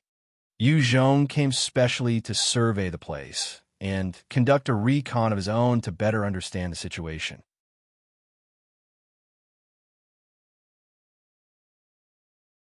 Chapter 596, Strange Blood Lotus. Chapter 596, Strange Blood Lotus. Yu Zhong arrived in the airspace above Ningxi City. When he looked down, he could see the entire city densely packed with countless of zombies. In the dark, a ball of white light caught his attention. He steered Greenie towards the location housing the source of the white light. He noticed 2 large queues around a large gate. Countless zombies were patrolling around that gate, of which they were mostly evolved zombies. There were the large L4S and L3S, the fast and speedy S-types and devourers, as well as the H-1S that could shoot fireballs. It didn't matter how strong a single expert was. Charging headlong into this bright gate would only mean death. Other than those evolved zombies, near the Gate of Light, there was also a monstrous organism of over 8 m in length. Its body was covered in various barbs and tentacles. It had a pair of thick legs and a pair of claws. Its body was ash-colored, and its head was an ugly visage of a snake-like form, its mouth filled with rows of sharp teeth. It stood there with a large bulging stomach. Level 98 Infected, Mutant Infected Womb. It possesses an incredible regenerative ability and powerful combat abilities. It is unaffected by the Z-type's control. Yu Zhong looked at the gigantic Mutant Infected Womb as a chill came over his heart. What a terrifying monster. I think this must be the guardian beast of the novice village. Seems like I'd have to pay a huge price to attack Ningxi City. A level 98 strange beast was almost on the level of a type 4 mutant beast. Without any heavy weapons, it would be easy for such a monster to kill over tens of thousands of people. Furthermore, compared to a type 4 mutant beast, this mutant infected womb could infect other people and turn them into zombies. As Yu Zhong flew around Ningxi City a few times, he did not discover any place that he could utilize. He frowned.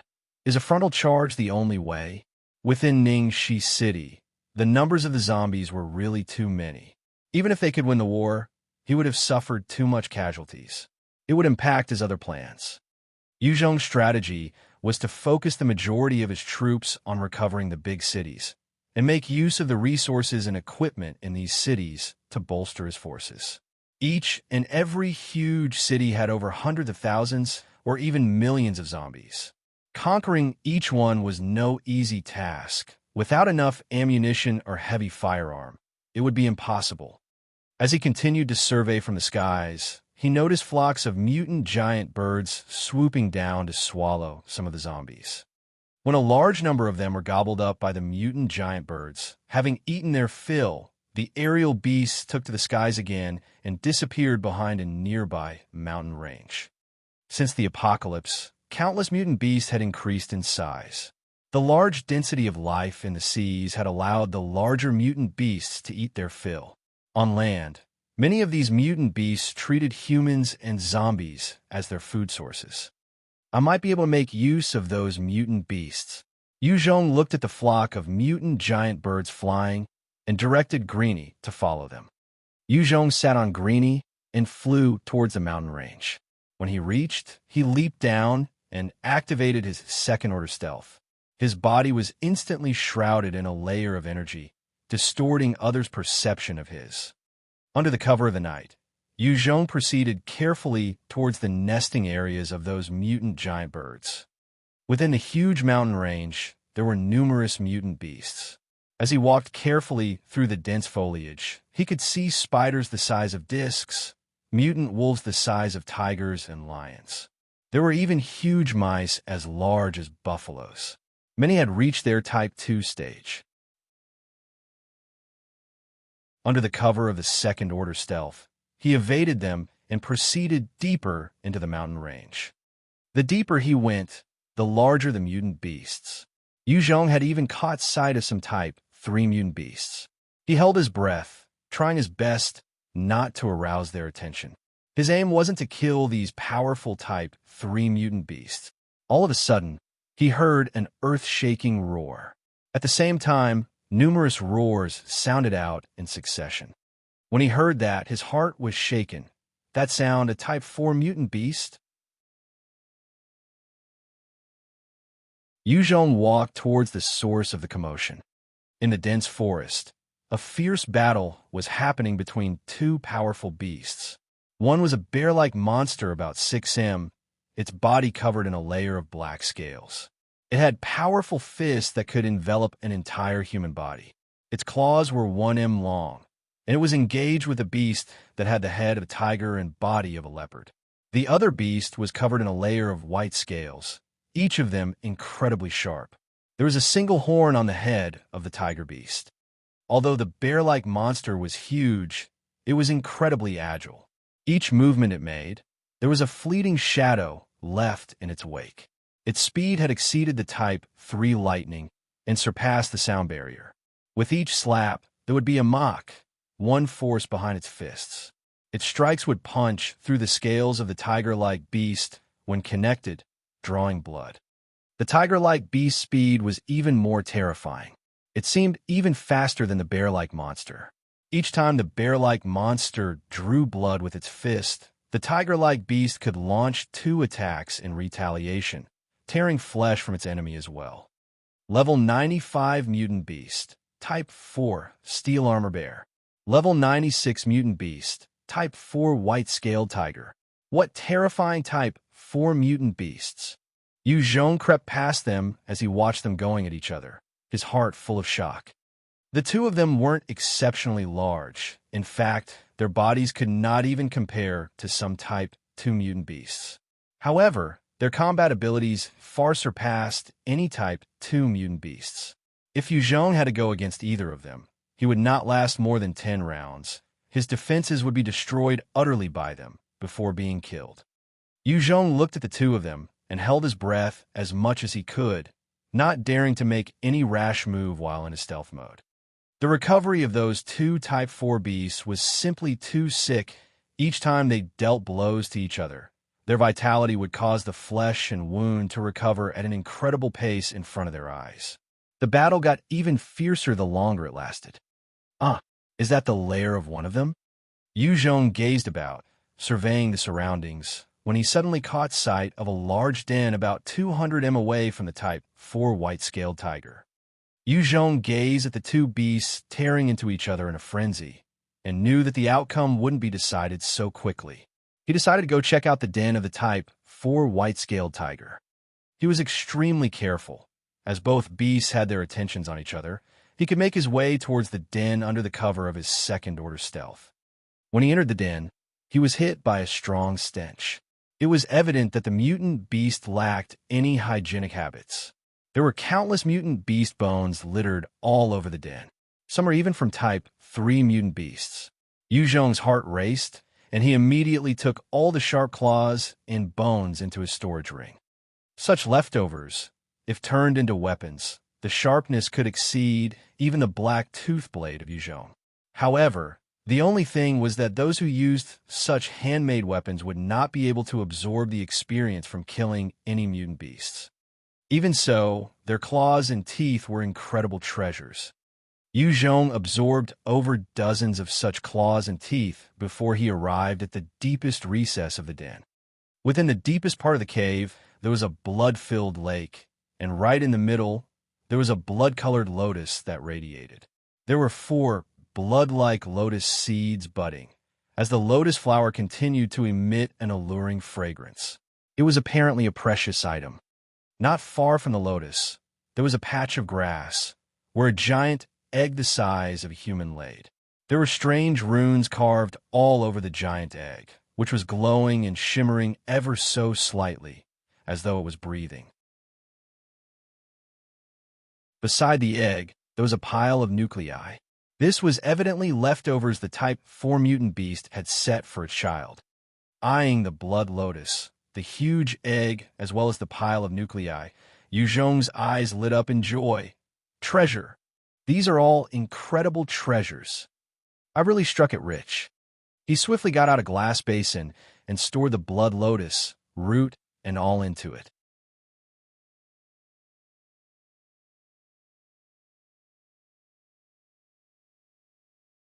Chapter 597, Mutant Infected Womb.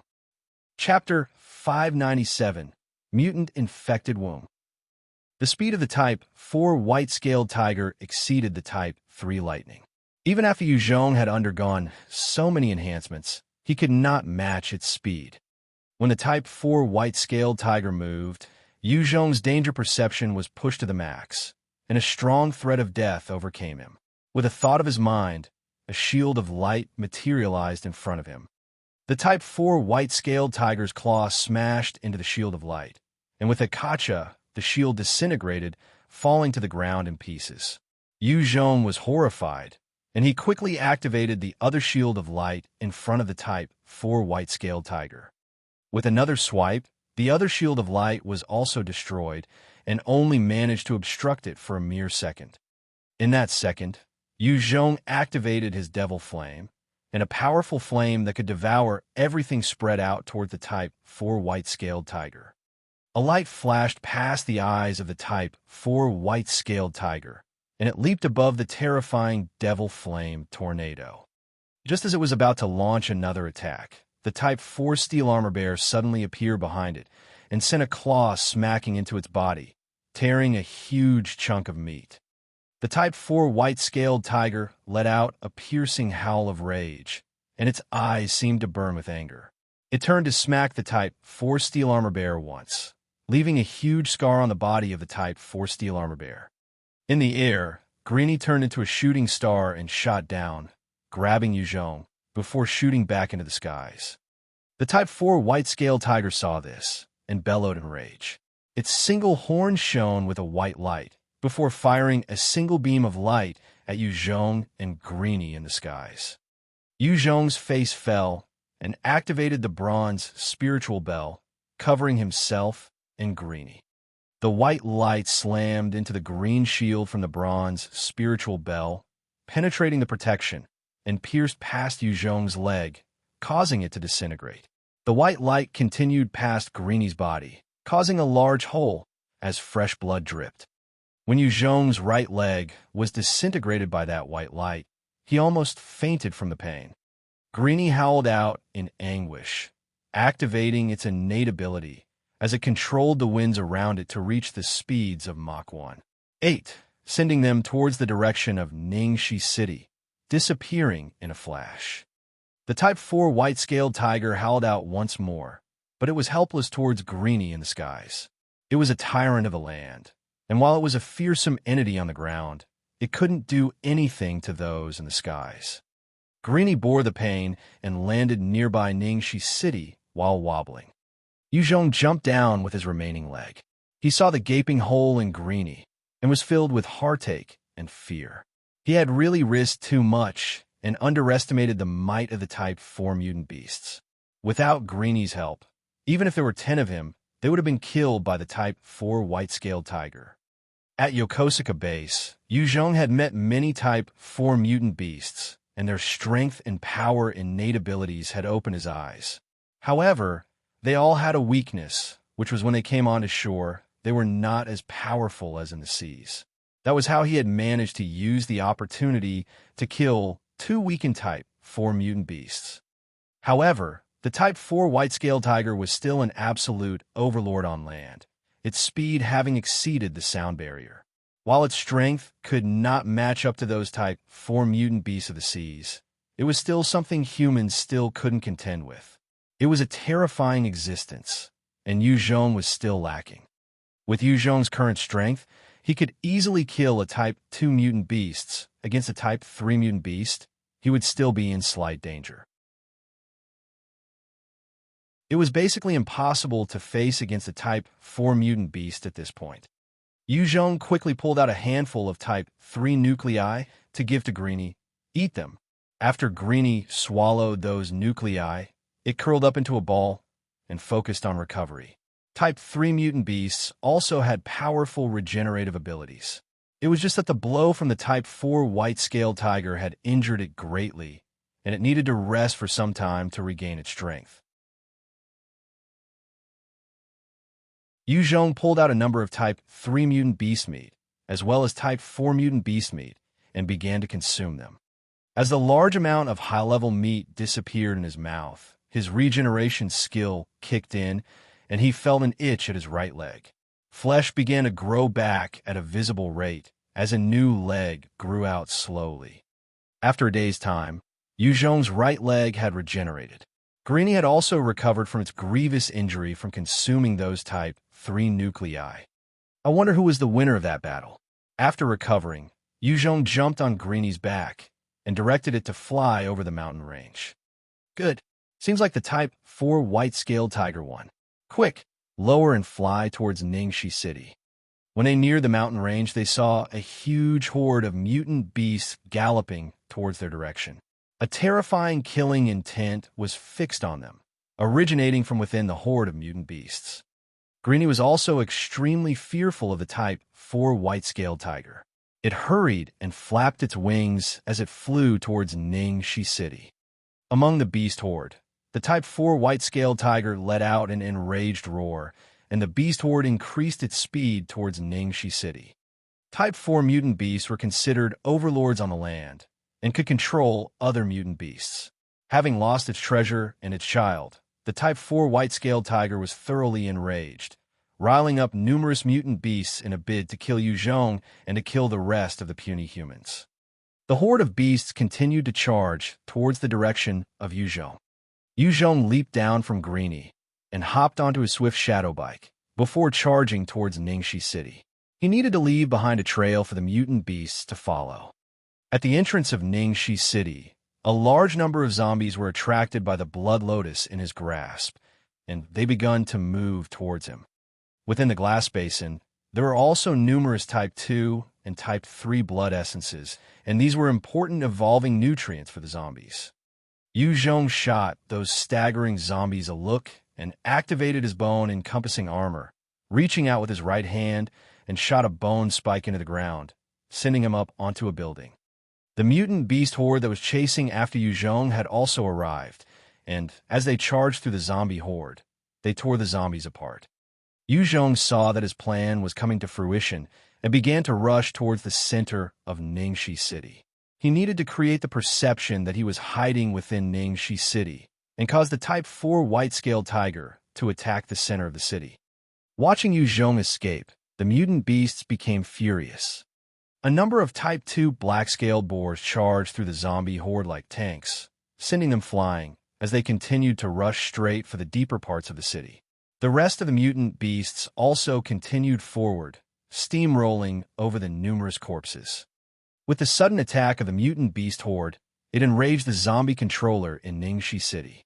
Numerous L4S, L3S, S4S, S3S, and other evolved zombies charged for the mutant beast horde. The two mighty armies clash, and countless abilities were displayed from the mutant beasts as both sides tore into each other, the body count rising constantly. Mutant beasts were invincible existences to ordinary zombies, but the evolved zombies possessed enough strength to threaten them. As Yuzhong weaved in and out on the roofs of the buildings, he was chased by a number of Type 2 hunters, chasing him while crawling up buildings like lizards. He had to stop from time to time, waving his black tooth blade to kill them with a single slash. With his current strength, as long as he wasn't swarmed by them, he could still carve out a bloody path for himself. Yuzhong continued to make his way towards the center of Ningxi City, while keeping his distance from a mutant infected womb. That existence was simply too dangerous. Yuzhong did not want to be assaulted by that freak. There was no known data on the attack patterns of the mutant infected womb, and to Yuzhong, an unknown enemy was too dangerous. If he wasn't careful, he could possibly slip up and might lose his life as a result. However, the mutant infected womb could feel the strong scent of blood from the clash between the zombies and beasts and begun to move there. It was large but extremely agile. Its speed was even comparable to Yuzhong. It continued forward like a tank, bulldozing over any unfortunate zombies in its path. The mutant infected womb soon came to the battlefield, and with a swipe of its huge tentacles, a number of the evolved zombies were slapped away, slamming into walls, and their bodies broke down, their brains and innards splattering everywhere. It then shot out a tentacle with a sharp barbed spike at the end towards a 7M, tall Type 2 black-scaled boar, and pierced its brain. With its snake-like head opening its wide jaws, revealing countless rows of sharp teeth, the tentacle brought the Type 2 black-scaled boar towards it and chomped down on the mutant beast, fresh blood flowing everywhere. It munched and chomped, swallowing the Type 2 black-scaled boar in a gruesome and horrifying manner.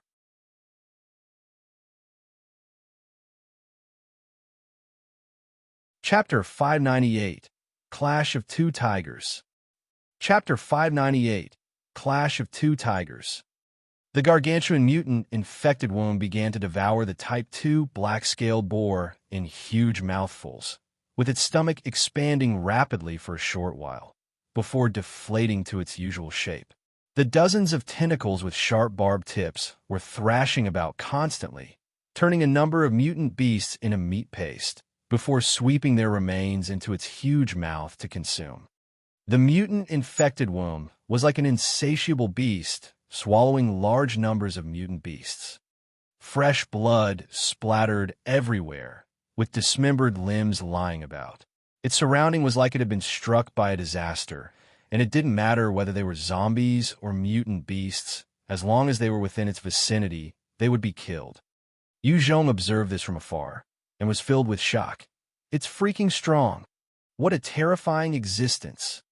The tentacles flailing about were truly horrifying, with each strike easily smashing the heads of the Type 2 black-scaled boars. With the defenses on Yu Zhong, even if he were to activate all of them together, it would at most be enough to defend against one strike from that mutant-infected womb before he would be smashed to death. One Type 2 mutant poisonous python of about 80 m opened its jaws wide and fired a number of poisonous green fog in short bursts to the mutant-infected womb. Those green blobs of poison were the innate ability of the Type 2 mutant poisonous python, and it could corrode even the toughest carapaces on Type 4 mutant beasts. When the poison landed on the body of the mutant-infected womb, it began to sizzle, and the flesh began to corrode. However, even though the poison corroded the flesh, it would recover at a speed visible to the eye. The corrosive ability could not match the speed of the flesh's regeneration. The mutant-infected womb slapped out with its tentacles and hit the head of the Type 2 poisonous python, smashing it into smithereens. Another tentacle pierced into its body and dragged the entire corpse towards the mouth of the mutant-infected womb. It was incredibly ferocious, and anything it touched would die. Mutant beasts were consumed by it at a frightening speed, and all it was doing was using its tentacles to slap around. The Type 2 and Type 3 beasts could do nothing to block the tentacles, and they were consumed immediately after being smacked. Its flesh and body was able to recover even under the innate ability attacks, with no visible wounds barely 5 seconds after the attacks. Where it was currently occupying, the other evolved zombies tried their best to avoid. The other high-level mutant beasts were also frightened till they trembled when they saw what the mutant-infected womb was capable of. Yu Zhong watched from afar, and his scalp felt numb as well. This terrifying, monstrous entity was even scarier than the Type 4 flame bird, and he didn't dare to approach it even with his strength. As the mutant-infected womb continued to devour the mutant beasts, it grew a new tentacle with a sharp, barbed end and became even more threatening. As the monstrous freak of nature continued to devour the mutant beasts, a powerful beam of light came shooting from a distance, blasting into the chest of the mutant-infected womb. It penetrated the entire chest, resulting in a bloody hole the size of a fist. Some strange pus oozed out from the wound and dripped onto the ground. The pain caused the mutant-infected womb to scream out in agony. This was the first time it had suffered a grievous wound.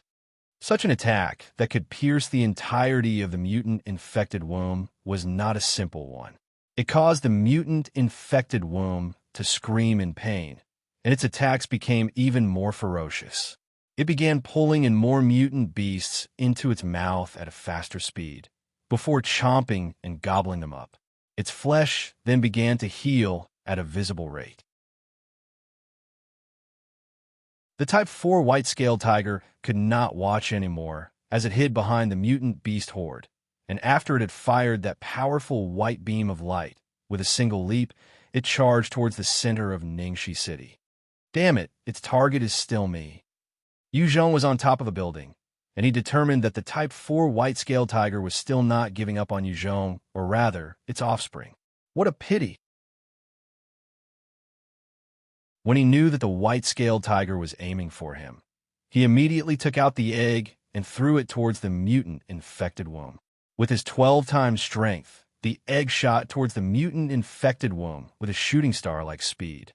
When the mutant-infected womb felt the incoming projectile about 20 m away, it reached out with its large tentacle and smashed its tentacle towards the egg. Instantly, the egg was smashed into smithereens, revealing a partially formed white-scaled tiger fetus. The tentacle then pierced into the fetus and brought it into its mouth. As its sharp teeth clamped down, the fetus was directly turned into minced meat. The Type 4 white-scaled tiger let out a piercing roar of grief and rage. It immediately pushed its speed to the maximum and charged right at the mutant-infected womb. Its powerful claws came swiping down on the body of the mutant-infected womb, clawing out a huge chunk of meat. The mutant-infected womb retaliated by sending dozens of its tentacles smashing towards the Type 4 white-scaled tiger. At this point, the Type 4 white-scaled tiger exhibited its insane agility. Its body continued to flash about, dodging every single one of those tentacles. At the same time, it would slash out with its claws, drawing blood every time. The regeneration ability of the mutant-infected womb was on another level, though, and even though the Type 4 white-scaled tiger was drawing blood with each attack, within 5 seconds, flesh would grow back and render the previous attack useless. Such a regeneration rate was beyond 10 times that of the white-scaled tiger. The Type 4 white-scaled tiger single-handedly faced off against the mutant-infected womb, while the rest of the mutant beasts resumed engaging against the rest of the zombie horde. Within the city, as both sides clashed against each other in an explosive manner, Yu Zhong activated his second-order stealth and watched the battle between the two titans at the center of it all. The battle between the two of them lasted an entire day. Even with such a drawn-out battle, the regeneration ability of the mutant-infected womb did not seem to slow down. In fact, it was still as active as when it first acted out, as though there were no signs of exhaustion. There wasn't a single wound on it because every single injury would heal within seconds. However, the same could not be said for the Type 4 white-scaled tiger. It was getting exhausted as numerous injuries covered its body. The injured flesh was decomposing, and there was a putrid smell in the air. In a short period of time, it could perhaps dodge most of the attacks. But in the span of the entire battle, it was still impossible for it to be resilient. The Type 4 white-scaled tiger caught sight of a space and immediately twisted its body to leap through. It used its sharp claws to propel itself up a large building, scaling all the way to the roof. It then turned to face the mutant-infected womb with its single horn and fired the powerful and threatening beam of white light. The devastating white light immediately shot through one of the eyes of the mutant-infected womb, penetrating its head and dissolving the brain by 1/5. Regardless of the biological makeup of any entity, the moment the brain was vaporized beyond a certain amount, there would only be death. However, the mutant-infected womb just screamed out in agony, and numerous tentacles rose like the waves of the sea to crash against the white-scaled tiger. Having fought such an exhausting battle the entire day, adding on to its overdrawn energy for firing that devastating beam of light, the white-scaled tiger was almost spent. It could not defend nor dodge the incoming attacks of the mutant-infected womb. It was sent soaring through the air for about dozens of meters. It smashed through one building, and if it wasn't for the scales on its body, it might already have turned into meat paste. At this moment, the most terrifying scene was happening. Although 1/5 of the brain of the mutant-infected womb had been vaporized by the beam fired by the mutant white-scaled tiger, it was already beginning to regenerate slowly. The speed might not be as fast as how its fleshly wounds were healing, but one could still see the reforming of the brain matter. Yu Zhong kept his gaze fixed on the mutant-infected womb throughout the whole process, and noticed that as the mutant-infected womb was regenerating, one of the tentacles on its body shriveled up and dropped off its body. The brain is truly one of its weak points. However, this freak is too terrifying. It can even recover from such a degree of injury. Its tentacles should be part of its stored-up strength and vitality. If I can't damage the brain, then I must at least destroy the tentacles. It truly is a bitch to deal with. Yu Zhong frowned as he assessed the situation. With the dozens of tentacles, this monstrous entity was truly threatening. He had to deal with those tentacles before he could utterly annihilate this mutant infected womb. The Type 4 white-scaled tiger leaped out from the rubble of the building in a breath, and it fired another beam of white light at the mutant infected womb. The mutant infected womb twisted its body and brought several of its tentacles up to block that attack. The devastating white light penetrated the tentacles and blasted through its head before vaporizing more of its brain.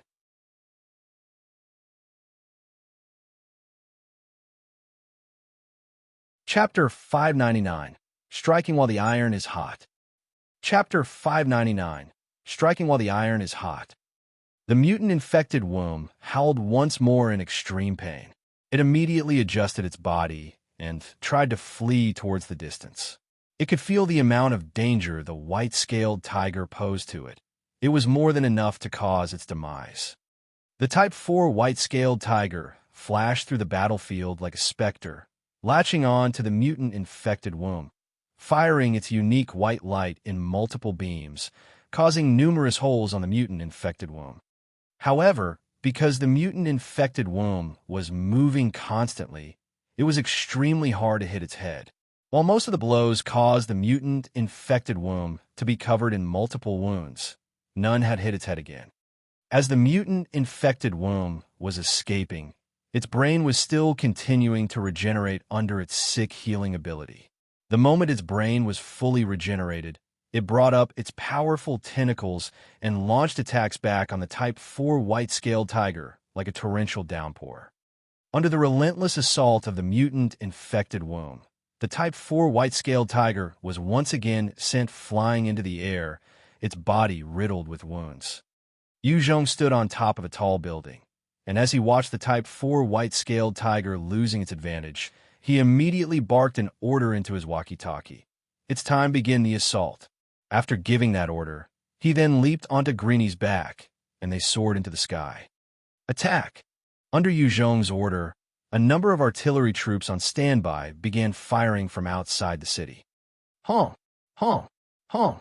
Powerful shots resounded throughout Ningxi City, as a large number of cannons lit up the sky when they came shooting down towards the hordes of zombies and mutant beasts, blasting them into pieces. Yu Zhong's artillery troops had already undergone numerous training and exercises, and they had chosen the locations where the zombies and mutant beasts were concentrated. Each time a rocket landed, it would take out at least tens of thousands of zombies. Under the fearsome volley of heavy fire, a number of L4s that were as large as houses were also not spared. A large Type 2 mutant python was blasted apart by a round of 122mm cannons.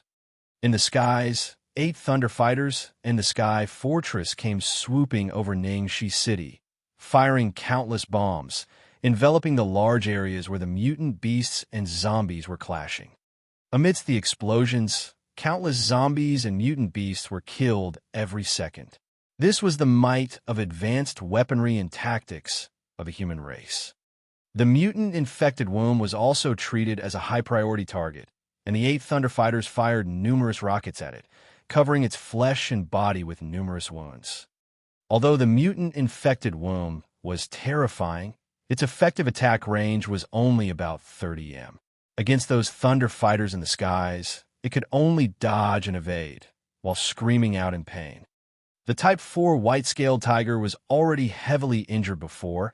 It was caught in the blast of one 122mm round, sending it flying through the air again.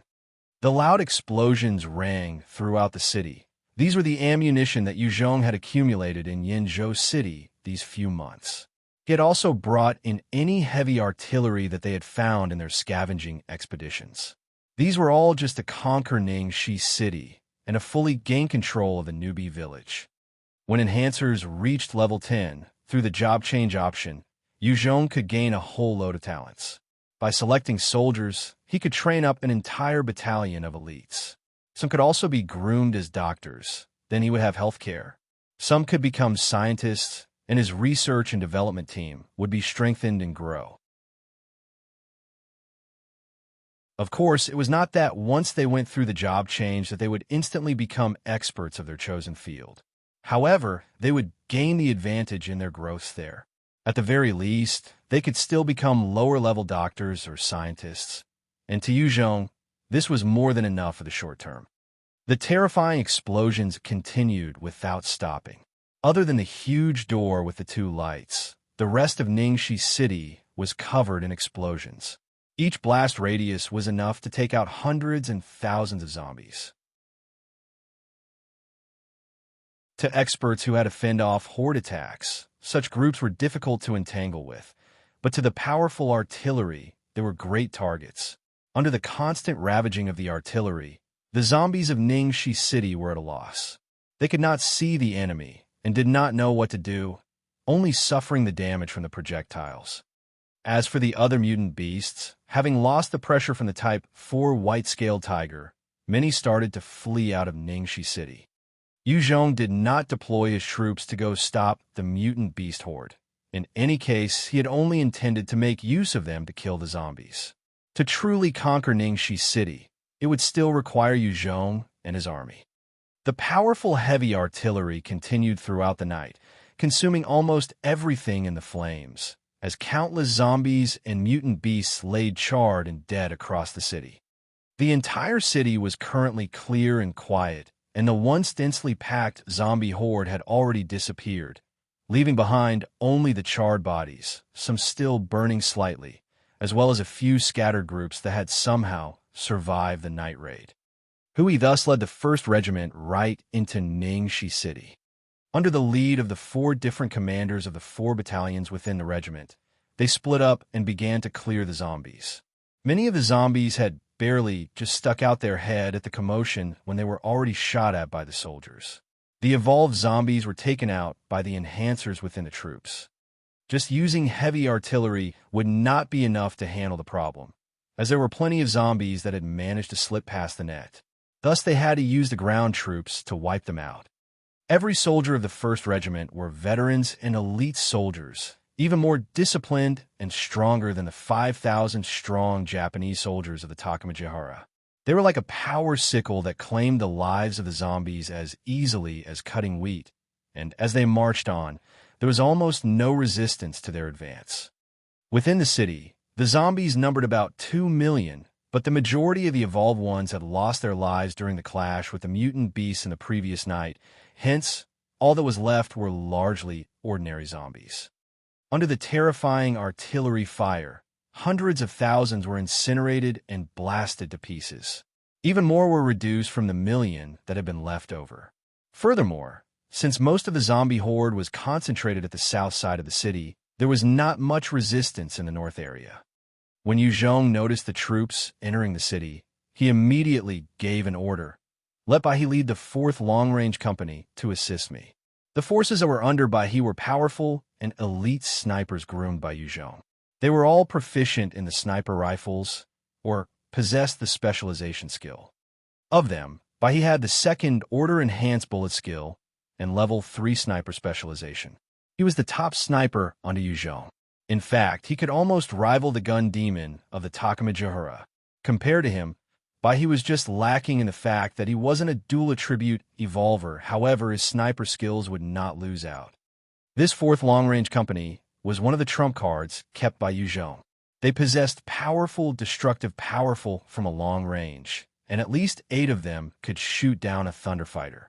Every single soldier of the troop could take down a normal aircraft. Their only weakness was close combat, and they could not compare against powerful close combat experts. Bai He led his 20 men as they swiftly proceeded towards Yu Zhong's location. Meanwhile, Yu Zhong was riding Greenie as they soared through the skies, chasing after the Mutant Infected Womb. The Mutant Infected Womb had been bombarded by the 8 Thunder Fighters, as a large number of rockets were fired at it constantly. However, it waved its tentacles constantly, smashing the rockets away. Each of these rockets would explode the moment they were destroyed, and the powerful explosions would cause the tentacles to be blasted apart. However, Each time, they would quickly regenerate.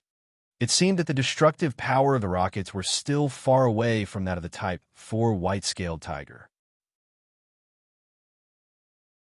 If they wanted to take down the mutant infected womb in one go, they had to have at least 50 Thunderfighters firing countless rockets at the same time, bombarding it to death.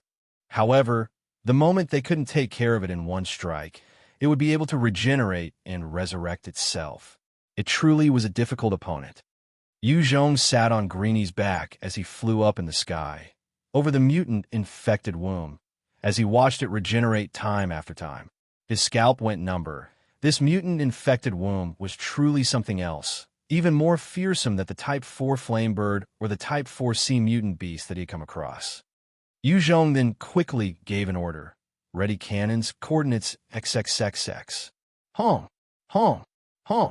Under that order, the area of the mutant infected womb was instantly enveloped by numerous heavy artillery, and it continued for a good 5 minutes, covering the entire space, destroying the surrounding construction and structures, causing dust clouds to rise. As the dust cleared, Yu Zhong saw the tentacles shielding the brain of the mutant infected womb. Its body had been damaged badly under that barrage of rockets. Its dozens of tentacles also dropped off, yet it was still not dead. The mutant infected womb had truly suffered greatly under that powerful volley of artillery fire, but its overbearing regeneration was still kicking in, as its wounds recovered at a rate discernible to the human eye.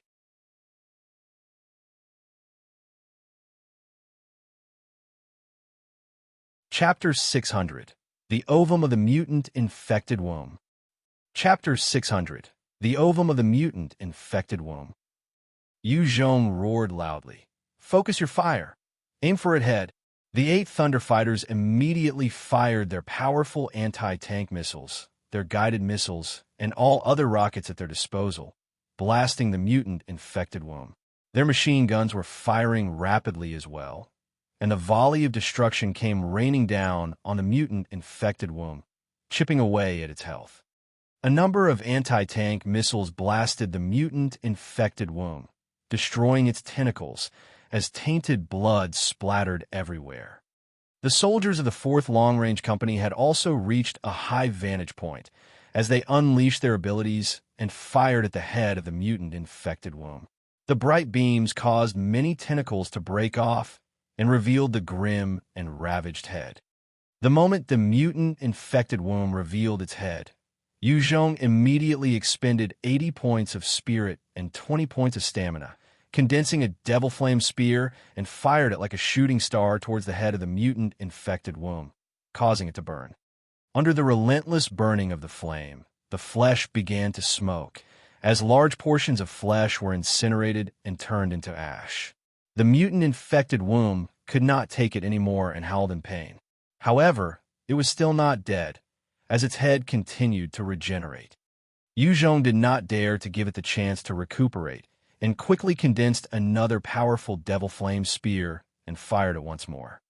The Devil Flame spear shot towards the head of the mutant infected womb like a shooting star, and once more exploded in a powerful ball of flame, turning its regenerated flesh into ash yet again. On the other side, Bai had also executed his enhanced bullet skill and had fired at the head of the mutant infected womb as well, destroying part of it. Beams of light shot from a distance, blasting numerous holes in the head of the mutant infected womb, causing it to bleed nonstop. The mutant infected womb finally could not take it anymore and adjusted its body to flee once again. Its speed was incredibly fast, surpassing even Yu Zhong. The moment it moved, there was no way for Bai He and his men to get a fix on its head. The 8 Thunderfighters were also giving it all they could, firing as many rockets and projectiles as they could, but they kept missing. Fuck, we must not let it get away. Yu Zhong looked at the fleeing mutant infected womb, and his brows furrowed.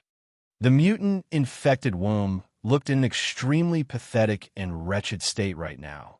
But Yu Zhong was clear, as long as it was given enough time, this monstrous entity would recover yet again. At that time, it would be extremely difficult to take it down. Yu Zhong had already expended 160 points of spirit, and the 8 Thunder Fighters had no way of firing infinitely due to the lack of ammo, and having expended much of their rockets and projectiles on the Mutant Infected Womb. If they could not take it down in this short span of time, Yuzhong would have no choice but to bring his men and retreat. Otherwise, if it charged into the 1st Regiment at full strength, it could easily decimate his entire elite force. Yuzhong whipped out the electromagnetic gun and fired a shot at the freak of nature.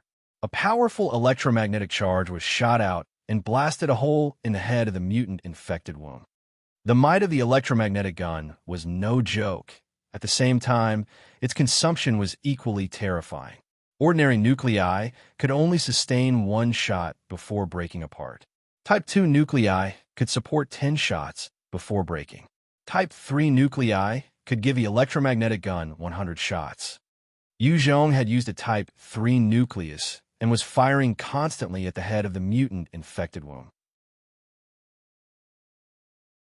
With his shadow steps activated, his agility had exceeded that of the monster, and with his marksmanship skill, of every 10 shots fired, 9 would strike the head of the Mutant Infected Womb.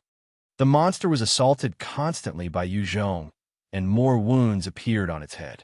After about 300 m being blasted once more by over a few dozens of rockets, it finally crashed into the ground.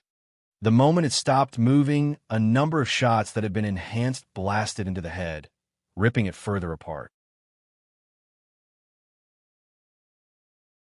Yuzhong rode on Greenie and arrived at the body of the Mutant Infected Womb, firing his electromagnetic gun without mercy. He did not let up, instead, using 2 Type 3 nuclei to fire without stop, until the Mutant Infected Womb finally stopped twitching and a huge orb of experience entered his body. Congratulations on achieving level 82. You have gained 2 points of attributes to be allocated.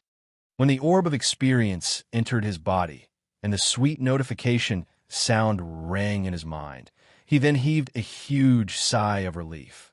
This terrifying existence had finally fallen.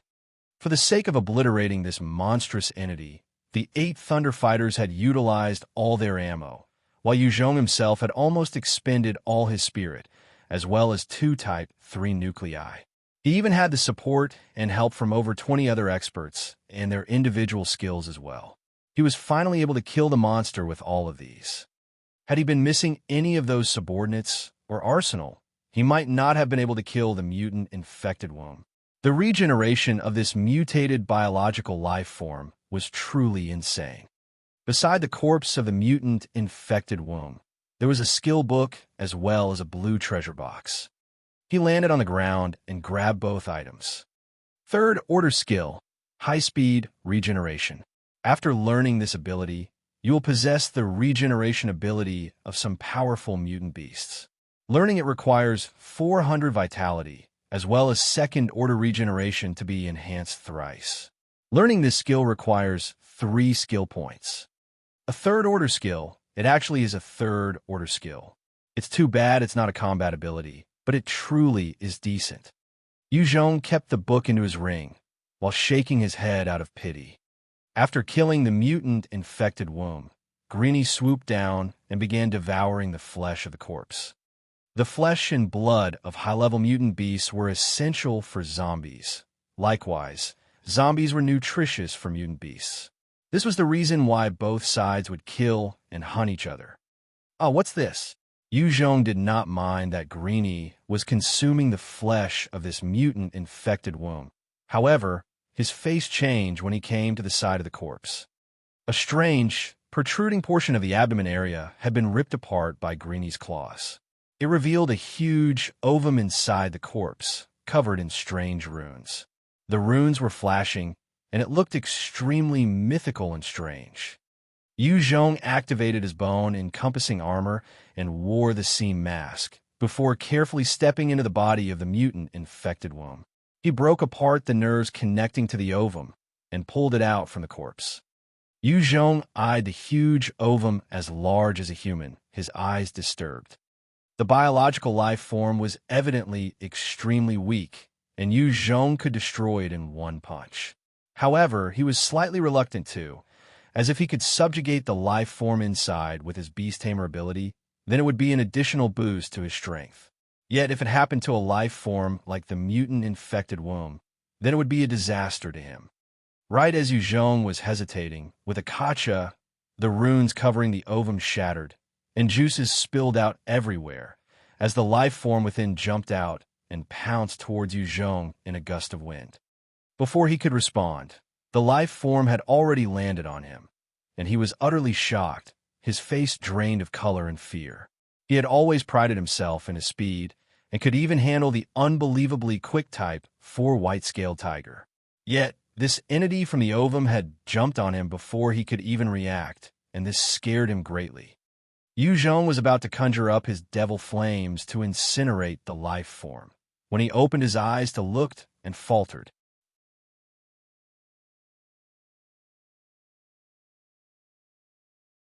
That freakish thing could actually give birth to such a girl? Is she human or a zombie? Yu Zhong had slaughtered so many zombies, but he had never seen a pregnant one that was carrying an ovum, or one that could produce such a beautiful girl. Yu Zhong tried to pry the little girl from his grasp, but the moment he placed her down, with a flash of her body, she leapt onto him again, smiling adorably. You're tuning in to the Warrior Lore YouTube channel. Don't forget to subscribe and join us on this journey to catch the most captivating stories.